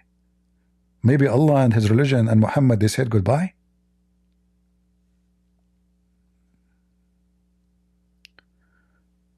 Do you think 60 days ceasefire linked to Trump? We don't know really what is behind. You see, for us, when we speak about the news, unless we have someone from like insider, you know, can give us information, and usually this information is hard to obtain, right? So we don't know. What we know is what they said. But for me, I believe that Hezbollah will not dare really to break the ceasefire. However, they will try to sneak weapon, and I believe that will be the good excuse for Israel to beat the hell of them again, anytime. Same time, the Israeli army, they need some rest. They are fighting non-stop for a year, more than a year. It's not easy. And actually, I was surprised that the Israeli economy, even though they are at war for more than a year, is doing great. You know? So, in the economy side, there's no problem with this war. Even though the Israeli government, they are paying for all the citizens who are displaced from the north. More than 100,000 citizens. They pay for their rent, they pay for their food, they pay for everything. That's not easy. So the Israeli government is able to maintain the growth of the economy, protect and create and buy or make an ammunition and war weapon, shoot and attack, which is very costly. War is so costly. Like if you go check, I know, if you can find a number about how much money they spend a day for this war, you will not believe it. It's scary. War is very costly. That's why actually Islamic countries cannot go at war. Even Qatar, they will go bankruptcy if they go at war, because war is extremely expensive.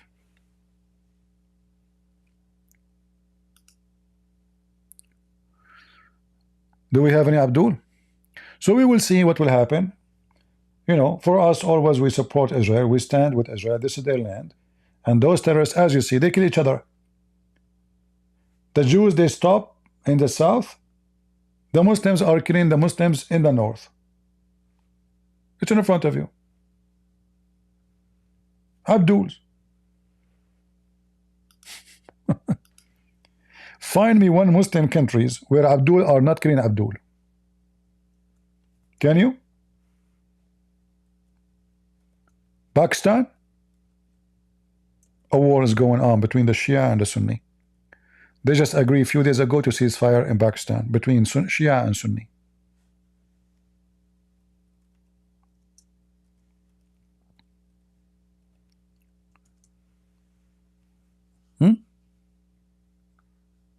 Very, very nice. Hold on. Why, guys? You go flag this account in X. This is Ahrar al-Sham. Those are the Muslim terrorists, Al-Qaeda. Flag them.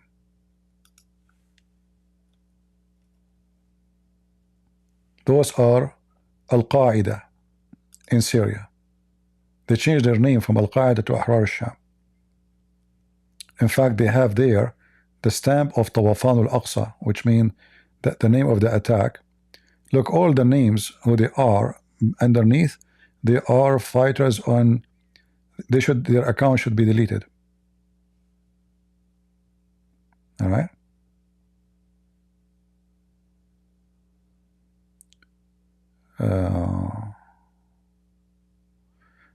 In fact, here in the front of us, they have like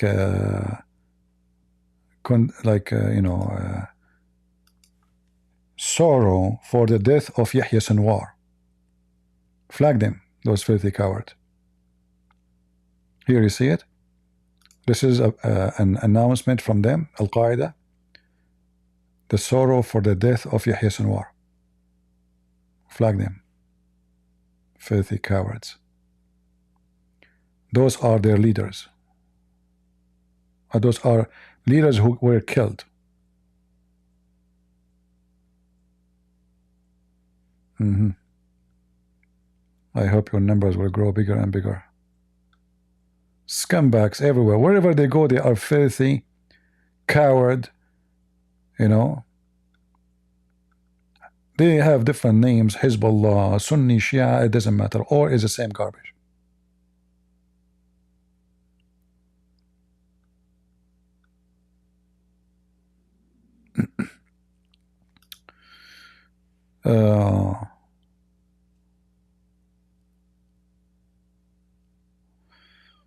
Well, God is good, my friend, and the evil ones are killing each other. That is a good news for me. I heard that Sinwar now is not dead. He is alive, because according to the Quran, those who killed for the sake of Allah are alive. And we know that the Hadith says that those who die as a martyr for Allah, like Hassan Nasrallah or Sinwar, even though they are Shia, they hate each other, they will become a green bird, which is very nice.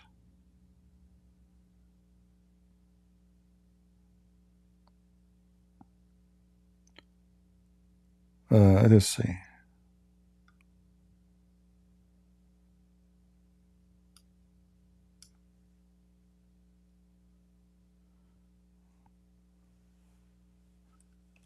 I can see. I'm typing in darkness, total darkness. Hold on.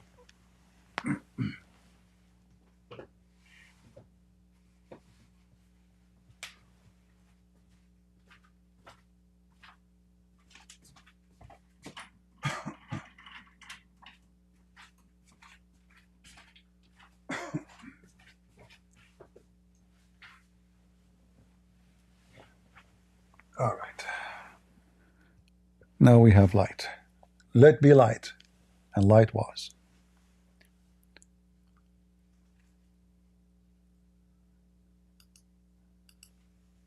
So according to Muhammad, anyone he die for the sake of Allah, he will be, his soul, Allah, he will put it inside the green bird.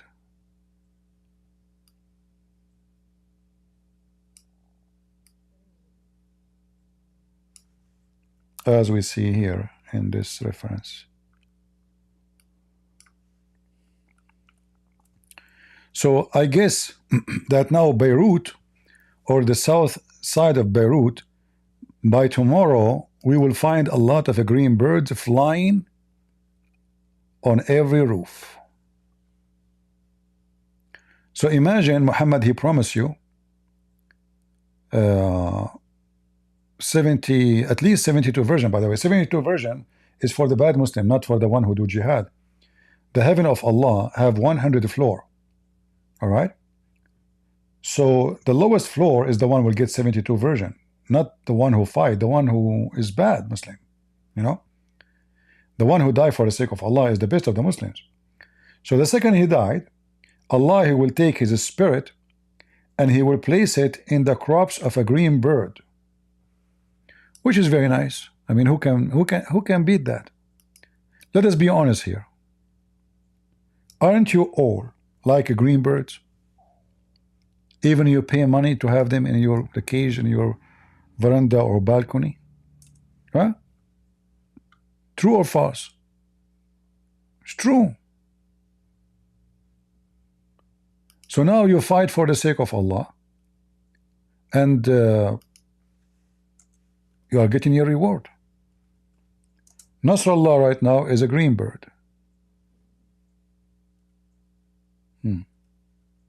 Interesting. I wonder how the fat Nasrallah will become a green bird. He will become a green fat bird too? Oh boy. That is something. Let me see how Nasrallah will look like.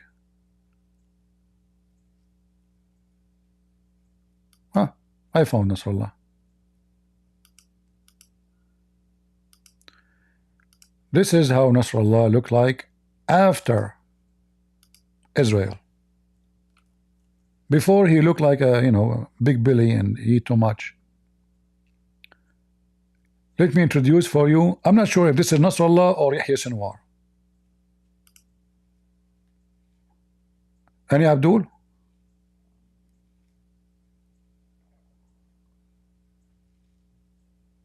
How now you are going to have sex with all those virgins who their vagina is so big and their ass is 1 mile, and now you are a green bird?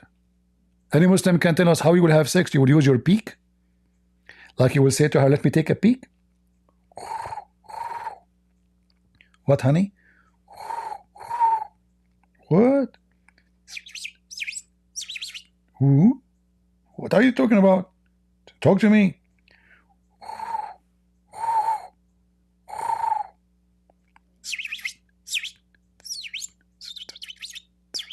Oh, okay. You want to take a poop? Okay, I will open the cage for you. So this is what you are fighting for? You have now women, each one of them, her butt is 1 mile, as Muhammad claimed. I don't know if her butt is 1 mile. How big is her vagina? Man, that would be so huge swimming pool. We can grow fish there. Just make her lay down in her back, and she can fill it up with pee. Don't worry about water, pee-pee. And then you bring like a fish, shark. I mean, it's big.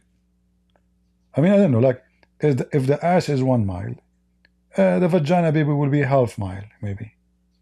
Man, that's deep. How deep it is going to be, I'm not sure.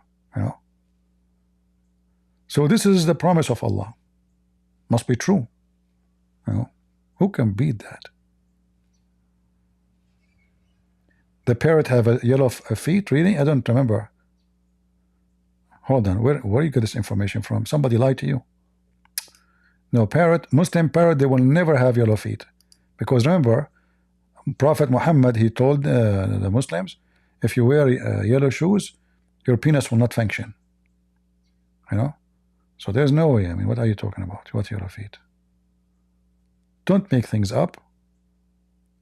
Allah is watching you. Any Abdul?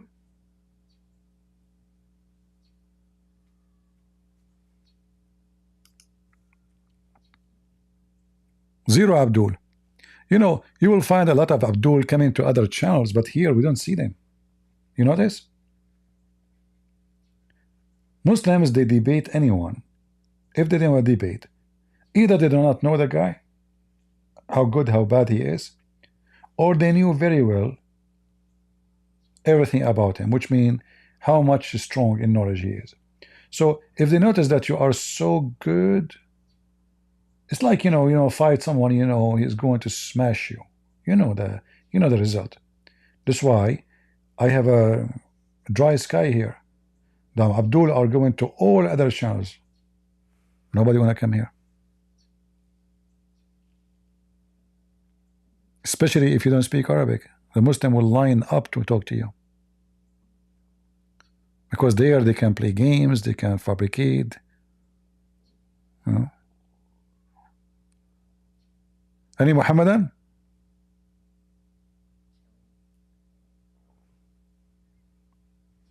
Not even a single one. All right, all right. Didi, she have a question. Okay, I told her to call me. Okay, Didi, call me. Here we go. Even though I know your question is stupid, why you don't join me in Discord and call me? Just keep your camera off.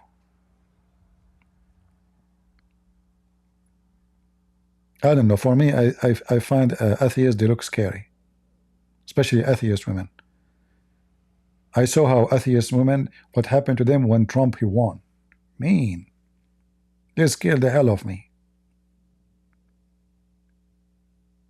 Like imagine you have a wife, she is from the woke community, and she is watching TV, and you are sleeping next to her, and then she heard in the news that Trump he won. What she would do to you? Man, she will start biting you. There's a woman, she said she will never have sex with men again. You do it yourself. The other woman, she said, oh, guess what? I broke with my boyfriend and I found a girlfriend. She's a female. She decided to become lesbian. That's so deep. That's so smart. Me. I don't know. I do not need to prove to you how smart they are. They are the best in the world. Super intelligent.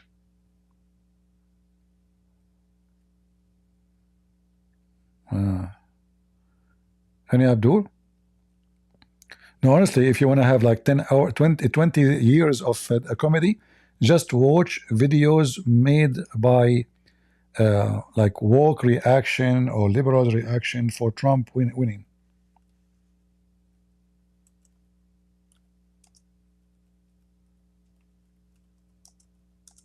I mean, you would die laughing. Those people are really mentally ill. They even did Beta Abdul. Look at this one. Oh, this is Los Angeles. Hold on, Los Angeles. This is Los Angeles. Let me show you some videos. Hold on.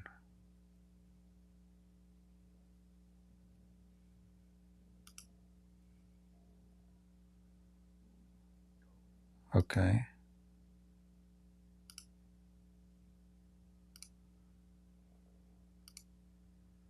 People are dancing, people are crying.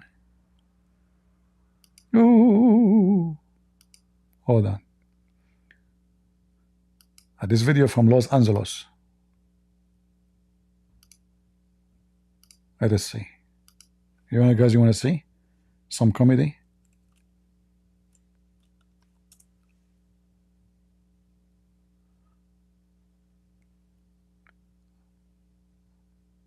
I have a, commercial blocker. No music. Oh, she is crying. There's a music too, but there's songs. We cannot play this. This girl is dancing because Trump he won. This look at that guy in the balcony. Yeah, this is the wrong video. Hold on, we want to find you something funny. Yeah, we don't want the music because the music can they can flag us for that.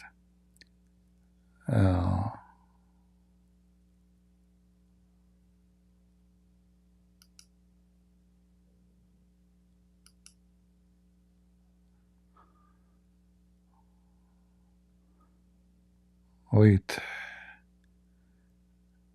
Trying to find something we can play. Only in America. Okay, only in America. What is this? Let's see this one. This is from Sky News collection.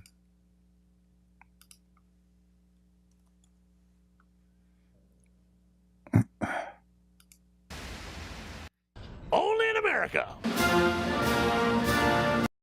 All right, we don't want the music to avoid YouTube.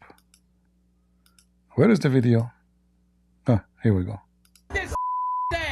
Y'all, like, why are y'all Trump supporters? Oh, Why? why?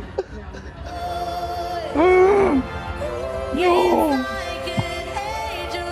Oh, I mean, do you have to play music? 1 minute over the pain of this situation and then hysterically crying the next minute, watching so many people come together. What the heck? What is this? Okay. Guys, this is a demon. Hold on. What I just saw. Seriously, this is a demon. Hold on. Guys, watch this. And tell me, isn't it, did we just saw a demon? Did we just saw a devil? Look at this. Bye.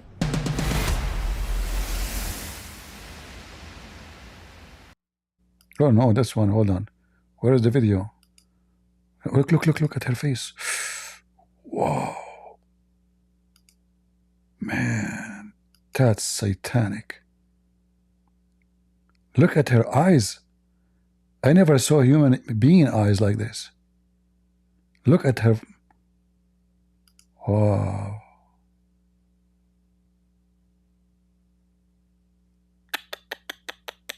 Let me turn the sound on. So I never heard a demon talking before. Time to meet demon.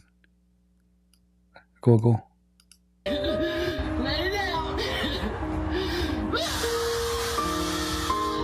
What?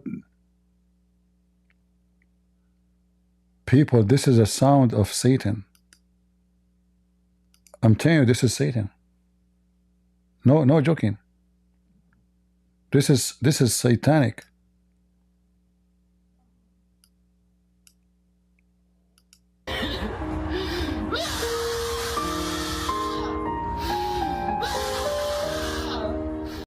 Don't tell me this is not Satan.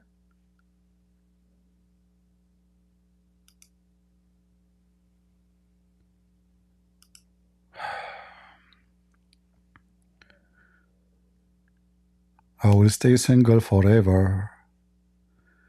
I prefer to die drowning in a river, but not to have a wife like this. Please, God, please don't say yes. What the heck is that? Those are women? Women are so good looking, man. Whew. That is the beauty of the female, the feminine movement. That's so beautiful. Hold on. Any one of you from now on, I'm going to download this video. Any one of you from now on, I wish I can find the original video, because we want to take off this bar to find the original video. Like maybe we'll search for it. Take off this only America, so we can enjoy the whole scenery. Hold on.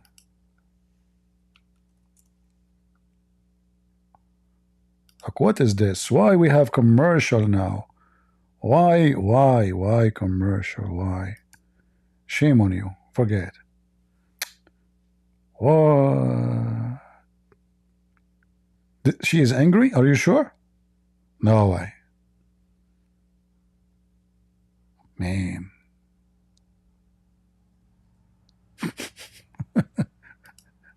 I could not tell. I don't know.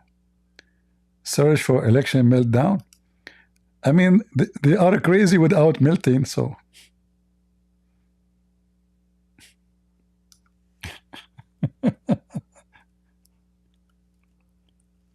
At least they don't celebrate victory after being beaten, you know?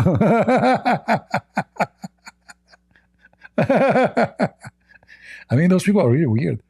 The Muslims, they celebrate victory when they lose, right? Liberals, at least they are crying and etc. You know. I saw a video of Kamala. She is asking for donation now. She wasted 1.5 billion. Imagine, people in North Carolina, they don't have houses, they don't have food, they don't have shelter, and the filthies come back. She wasted 1.5 billion from the money of the fools. Hold on.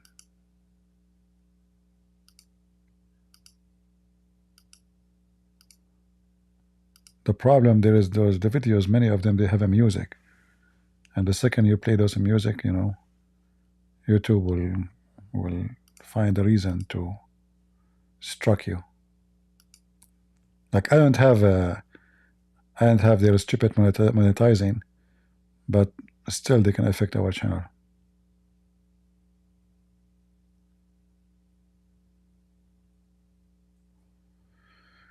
All right, what we can say.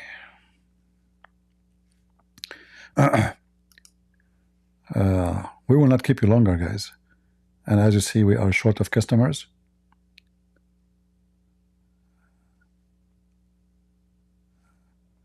It's okay, it's okay. I mean, people, they can watch them by their own. But today we showed you an example of a demon, how demon look like. This is Muhammad when he is angry. Yeah, they have no customers. I think somebody have garage sale somewhere.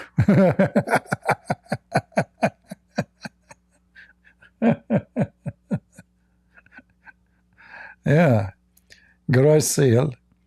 You know, like, I don't know, maybe they are selling some kind of interesting product for the Abdul, and the Abdul are lined up there. Nobody is coming here. Something in the corner, maybe in the corner. You know, somebody doing garage sale, right? Yeah. Anyway, we are glad for everything happening. You know, I mean, we wanted the war to continue with Hezbollah, but as you see, they finished ceasefire with Israel, and right away the terrorists attacking the terrorists. So now Al-Qaeda, the terrorists of Erdogan, they are fighting, attacking from north of Syria. We don't know how many hundred Hezbollah killed today in Syria.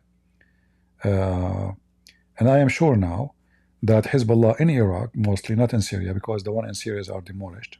They have enough, you know. The one in Iraq, the Shia in Iraq, they are going to send tens of thousands of fighters to Syria. And the party started. The Muslim Shia and the Muslims. I told you, those people, they can't stop killing each other. They were watching Israel doing what they need to do. As soon as Israel stopped, Erdogan, he attacked the Muslims in the north of Syria. Who let the dogs out? You tell me. Who let the dogs out? Who? Ah, by the way, did I tell you that I found my keyboard power supply? I found it. You remember I told you I want to play keyboard if a Trump he won? And I could not really, because I have the keyboard, I found it, but I could not find the supply. And the supply for his keyboard is different. It's not like you can just hook up anything. So I was worried I throw it away in the garbage, because once I did the cleaning, and I have a lot of those power supplies, they are useless. You know, I'm not using them, so I throw a lot. So I thought maybe I throw it away. So maybe one day, when Trump become a president, we make a party, huh? And I will play drum for you. What do you think? Drum using the keyboard, not my, you know. I take request. Yeah, we make auction. You know, like you go all those channels who monetize. If you make donation, they put your comment and their screen because you made donation. This brother asking question, like you have to pay them in order to get their attention. It doesn't matter, by the way, Muslims or so some they call themselves Christians or atheists. All of them, they are doing business. Buy our T-shirt, buy our etc. Join our group. You have to join a group in order to be even to view the text. Imagine even the comment under their videos. are not open to public. You have to pay for a membership. But there are people who they are serving God, remember? Yeah, they are true people of God. Oh yeah, most of the ones you know their names. I'm not going to mention names. They do that. All of them do that, you know. Yeah, just go watch any channel. They have super chat. The second you make a donation, especially if the donation is fat, you know. Yeah, I mean the question will be answered in details. The more fat the donation is, you know. Yeah, you cannot even read a comment. If you go to all those who have Patreon, you will find that their videos is locked. Do you know why? Because this is the only way. They have a special videos. They made them so you can join and donate, which is not really a donation no more, because you are paying for something. You see, donation is something you do willingly and for appreciation, not because you force me in order to watch you. That would be the same as like a cable TV.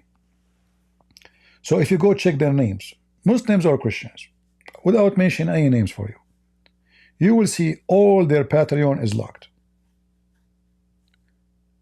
And they make special videos. Those are for the one who donate higher number. Like if you donate $5, you cannot watch this video.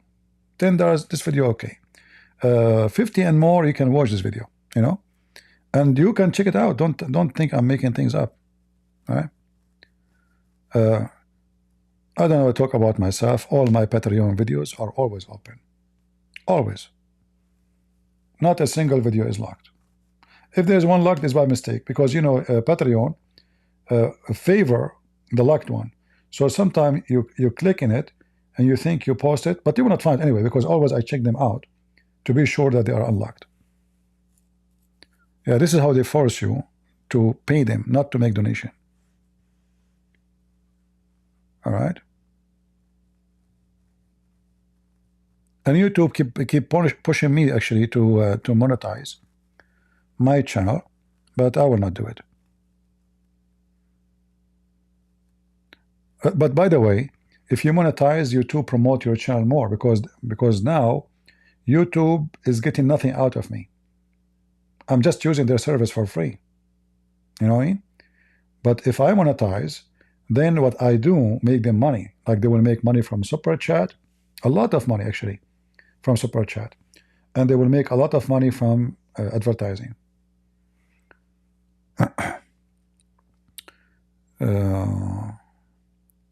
All right.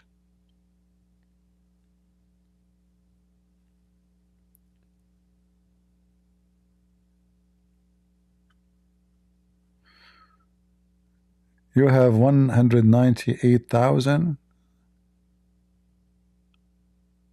We want you to monetize? No, I will never monetize. No. If I monetize, right away, you will be forced to watch commercial. Is that what you want? So just because I wanted to make money, right, I will force 198,000 to watch all kind of silly, stupid commercial. For me, I call that as a greed. I did monetize before because they told me if you monetize, they will leave you alone. But that did not work really. Still, they can go after you, you know. So they did not leave me alone still. For me, I mean, if you have a channel you want to monetize, it's up to you. But for me, I will not do that. I give my books for free. All the books translated, all those languages, we are giving them for free. So if I'm trying to make more money, but all of us we need money. Don't think I'm like I'm a billionaire. Even though Elon Musk, he borrowed money from me. That's just yesterday actually. I should not say that. Should not say that, because he told me don't tell anyone. All right. Yeah. Anyway. Like now we have Rumble. In Rumble they play advertising, but I have no choice. But for me, Rumble is a backup. you know, if video deleted, you still can have it in Rumble.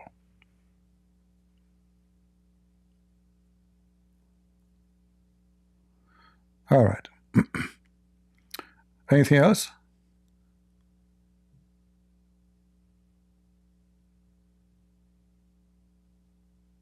I know. I hope my friend Ellen will not, you know, he borrowed, but he did not borrow much, to be honest with you, you know. But he said, I'm almost like he's building a ship. I think nobody knows, you know, this between us. He want to go to the space. So he told me that the back tire of his spaceship is flat. And he said, in order to fix it, need a lot of air. And this is the problem. There's no air in where he lives. So we have to import air, you know. This is why they call it aircraft, you know, because I help him to buy air, and we send the air to where he live in Honolulu. So we push the air, we put it in a balloon, and then we attach the balloon, big balloon, but don't think it's a small one like the one you use in your birthday. And then I because I'm an Arab, I spoke to Prophet Muhammad. We borrowed the horse of Sulaiman, the one with two wings, and then it still did not work because the spaceship was too heavy, because they put a lot of kimchi, you know, because those spaceship astronaut man, they need to eat kimchi because any other food doesn't work, you know. You have to keep the spaceship full of kimchi because this is the condition of Samsung. They are Korean. The Korean, they said, we will not support your mission unless you provide our Korean technical support, kimchi. All these stories, by the way, we can find them in Sahih Bukhari. This is a true story, by the way. Oh boy. Oh boy, oh boy. All right. You know, guys, you see the what we are laughing at? If Muhammad is the one who said this story, those people, they will make it true as all the maddest stories he just said. And I assure you, if Muhammad is existing in our time, he will claim that Elon Musk, actually in his real name is Elon Musk, because he became a Muslim, you know. And anyone, any name, he will put it in his Quran, you know. Even naked women, he will put them in the Quran. Muhammad. All right. Anyone is famous, even he will make a chapter is called Trump. Other chapter is called Ivanka. You know. Yeah, just don't tell any story to Muhammad. This is why in the Quran it says he was an ear. Anyone remember which chapter is that? Anyone remember? Which chapter in the Quran it says Muhammad is an ear? Let us see if any of you remember. Ear mean any story he hear it, he put it in his book, and he claim it's true. Nobody remember? I know the sound take long, but what about people in Discord? They should be able to hear me right away. What's 69? 961. Oh, okay. Yeah. So in the Quran, Muhammad, the Arab, they call him an ear because he is a fool. Any story you say to him, he adopts the story and he claims this is coming from his God. Like the flying carpet of Sulaiman, speaking to the ants. All those are stories from the Legion of the Jews. You know, the flying carpet of Sulaiman reached the size of all the way from Jerusalem all the way to the end of Iraq, to Persia. The army of Sulaiman is 2,500 mile long, and they are lined up like there's no even centimeter between a man and a man. Like, imagine how massive the army of Sulaiman. Sulaiman, he used to have a flying horse. He got angry, he slaughtered it. Alexander the Great story, you know, the guy with the two horn. Gog and Magog and the dam he built. All those stories is Muhammad the ear. He steal it, he take it, he teach it, and he adopt it, and he make it. He claim that it's coming from his God. Which book you study most, Bible or the Quran? Well, I have to say, because of what I do is here to refute the Quran. So I can say I spend way more time to refute the Quran, right? But doesn't mean I did not study the Bible or I study the Quran more than the Bible. No. The difference between the Bible and the Quran, it's very deep. It's in touch with your life. It's not just a story happened long time ago. Especially when you read the New Testament, you can live every story happened with Jesus yourself. So the Bible is truly is a book of spirituality, for it speak to your spirit, speak even to your reality, not only spirit, like it's not a fantasy. So you can find an answer for everything you have in your life. When you are desperate, when you are sad, when you are happy, when you need somebody to cheer you up, the Quran is just a stupid book, fairy tales, stories. Nothing have to do with you. Nothing even have to do with the God they claim to worship. Muhammad wanna have sex. What is that? What have to do with me? Any believing woman, she offer herself to the Prophet to F her. What that will help me? Oh, the Prophet is so horny dog. But when you read the Bible, I prefer not to say studying the Bible. I prefer to say living the Bible, because this is the book of life. And to enjoy it, you better live in it, not just to read and study it. Because you can study anything, like, you know, I study how this house is built. I study how they made a bridge. Studying is something different from, you know, knowing the things. Because the best thing to know is to live the thing. If I tell you about Japan, but you've never been in Japan, whatever I say to you is not going to be a real experience, which means still you know nothing about Japan. All what you know is just what you heard from somebody. It might be true, it might be false. But in the case of the Bible, you hear it and you live it, then you know it. And because this is God's words, it's a living word. It's not a dead word written in ink. As an example, if I want to understand the story of Jesus and the blind man, or Jesus and the woman who is brought by the Jews to stone her, or the story of Peter, telling Jesus, something make him upset. I can find all those things in my life. I can find me placed in every story of those. Just to change the person, you will find yourself there. So this is the difference. The Bible is not just a book to study, it's a book to live and to enjoy and to receive wisdom and guidance. The Quran is just a silly, stupid stories, have nothing to do with you, guide you in nothing. In fact, it's just a fabrication. A person trying his best to convince me that this is God's words, but to the second you read it, you find how silly, stupid it is.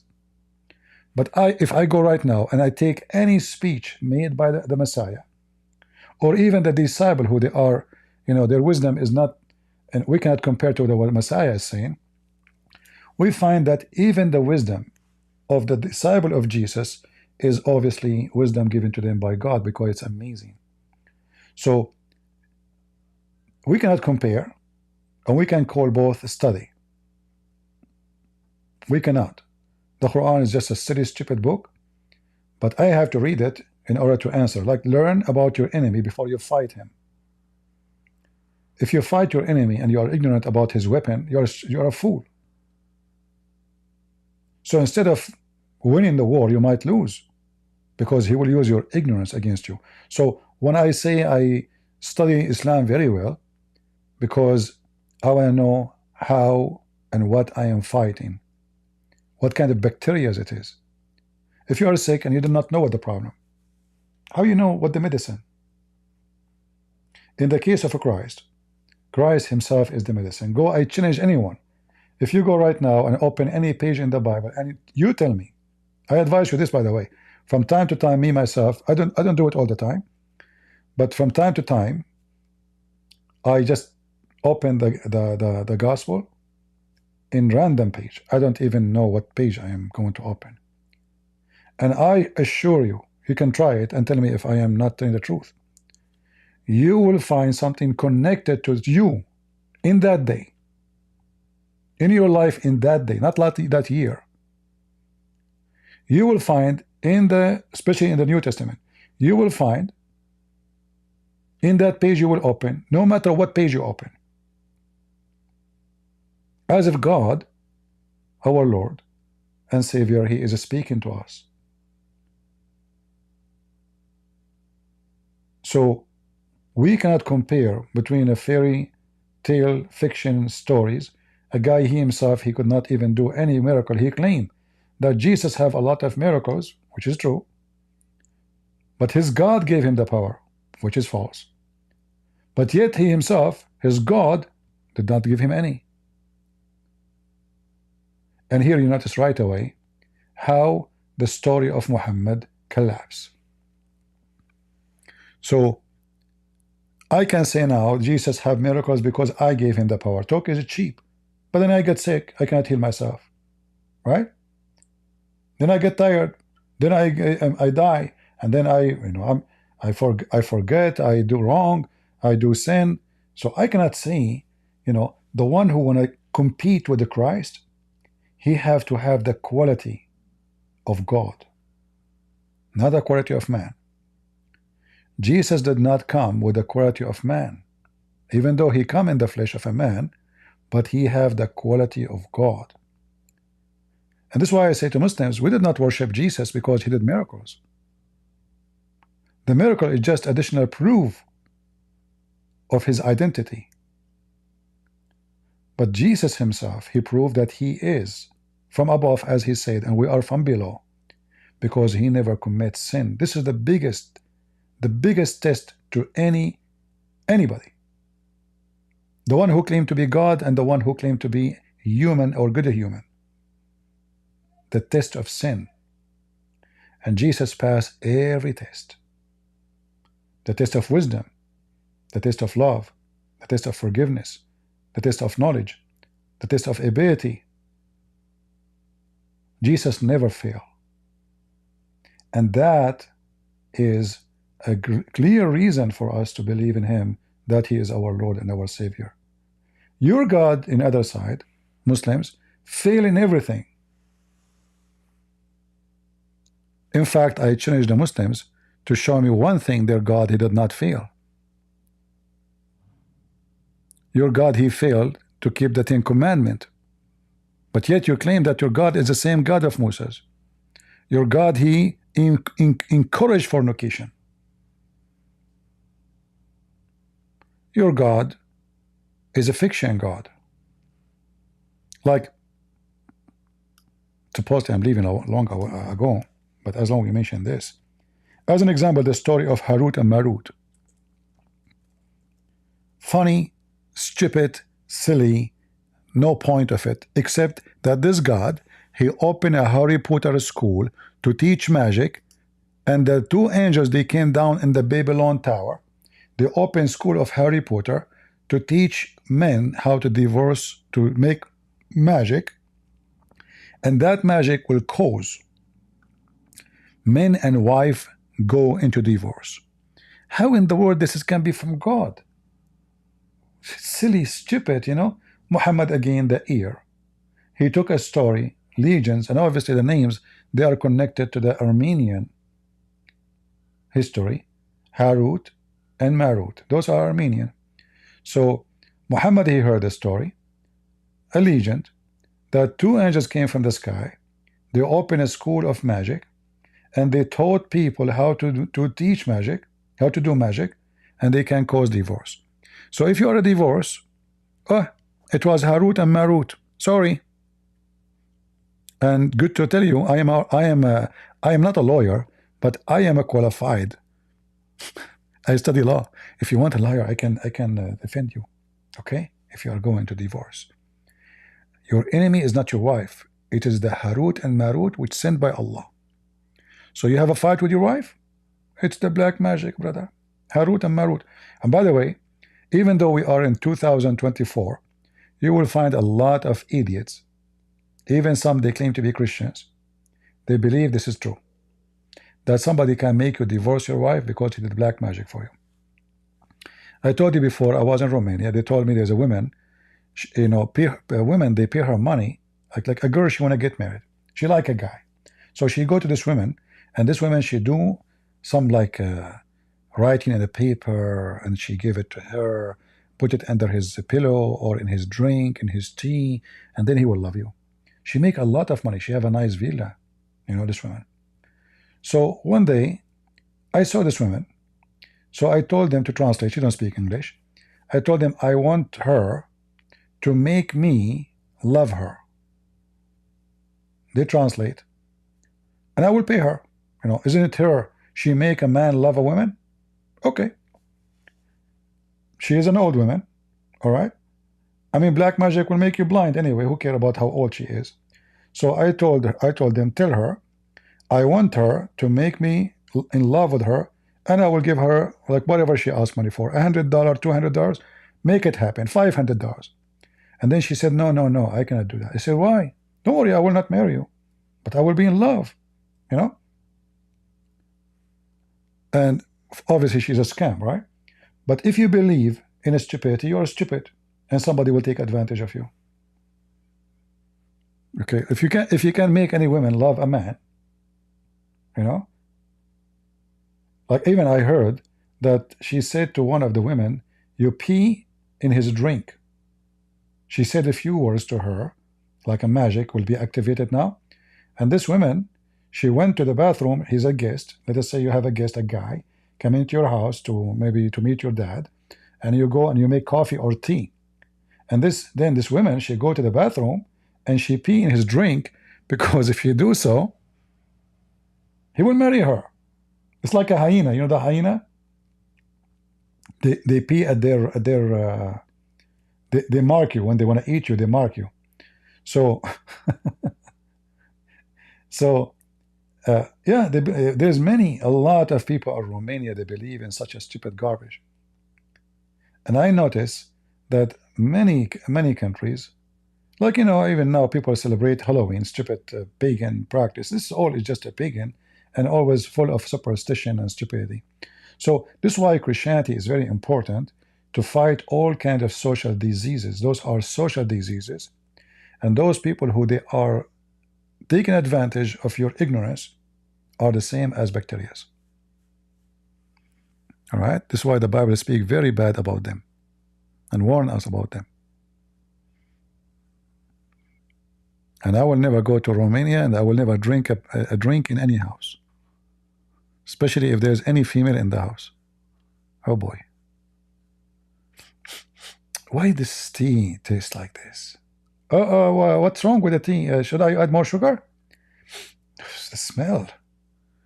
Don't worry, honey. Just drink it. Drink it. Just drink it. Don't think about it.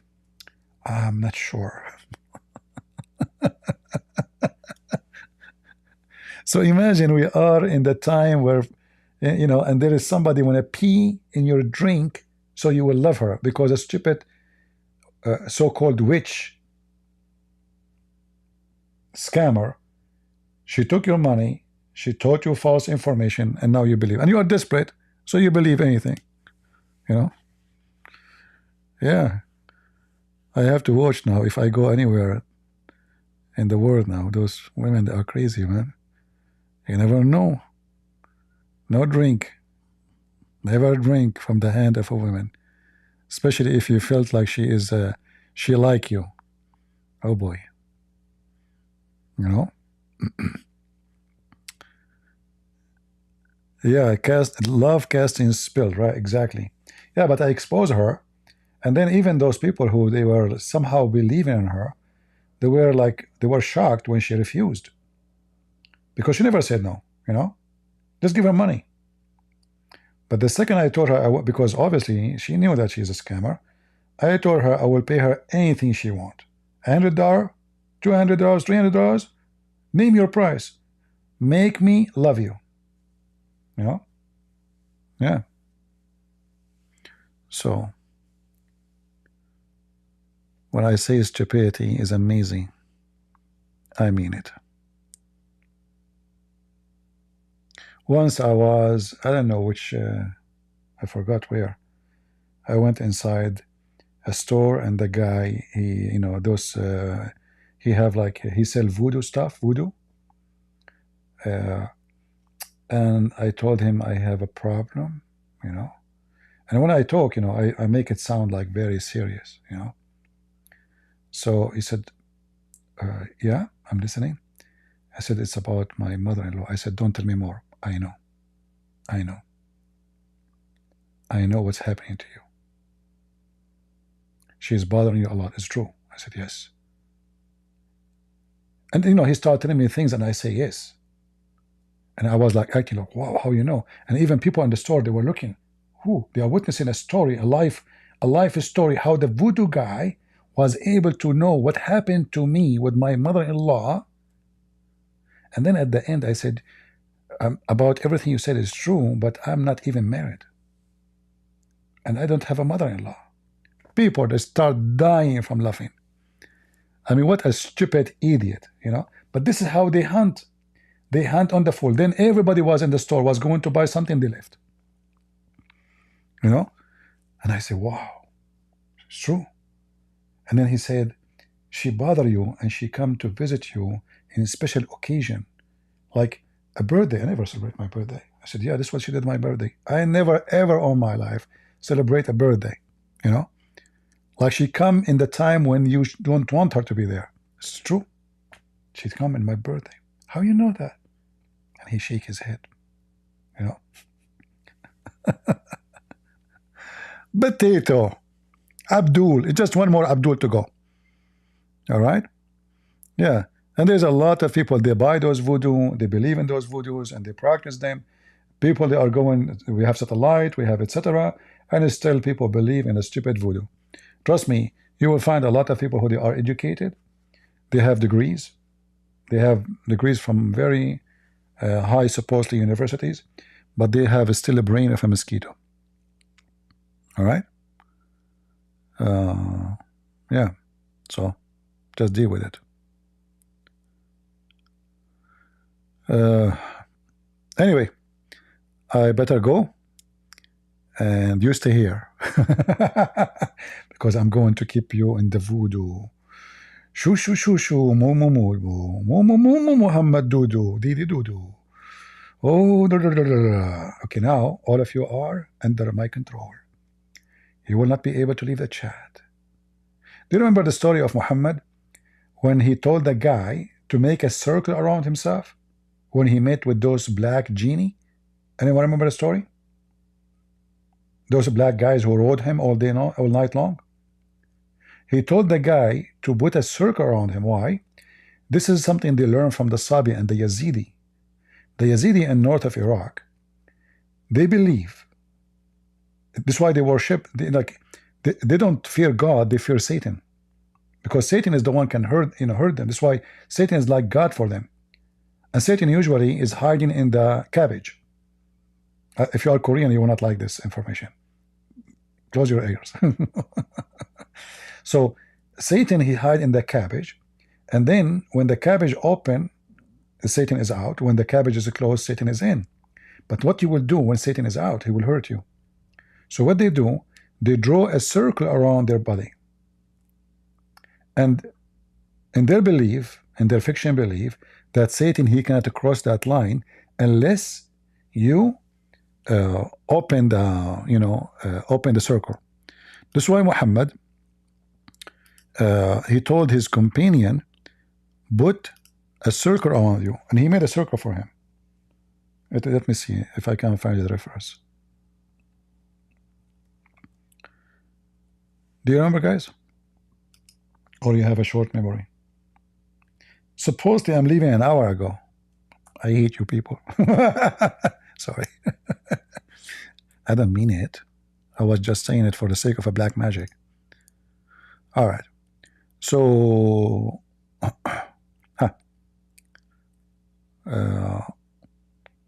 I don't know if I don't think I can find this in English, but if somebody can find it, let me know. So if you see here, as an example, it says when Muhammad, he went with the guy, his name is Abdullah ibn Mas'ud. This is the one who wrote the Quran.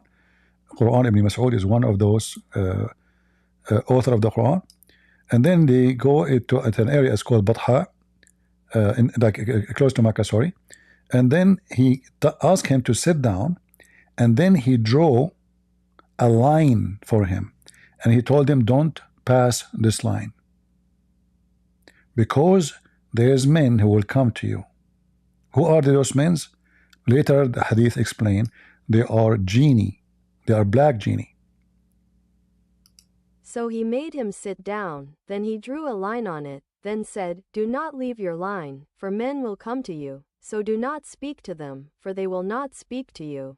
See, the reason they will not speak to him, because they cannot see him. When he make the circle around himself, he become invisible from shaitan. This is one of Muhammad's stories.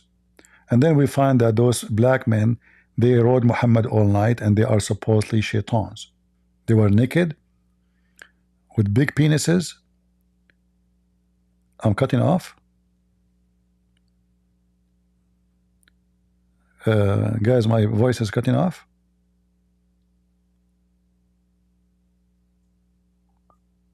I don't know. Somebody's saying my voice is cutting off. All right.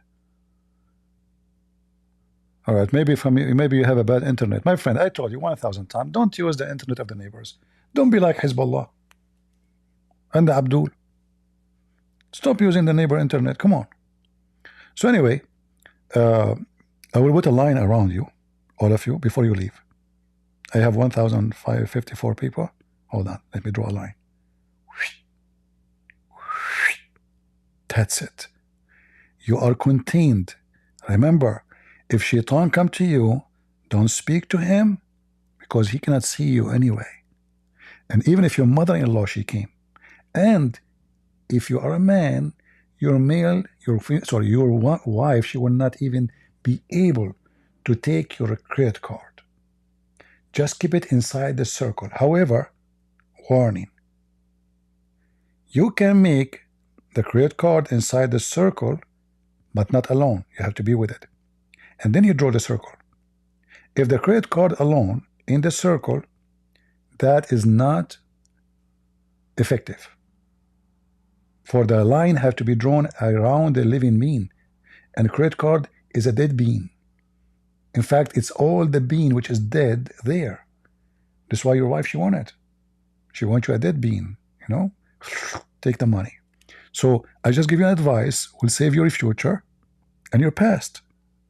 Don't pass the test of knowledge. Thank you all for being here. May the Lord bless you all, and I hope we learn something good every day. We come here, as you know, we try our best to share with you as much knowledge we can. Some they appreciate it, some they don't, but still we do our part. God is good, so is Jesus, and we are the crusade. We are the crusade, and Muhammad got busted. See ya.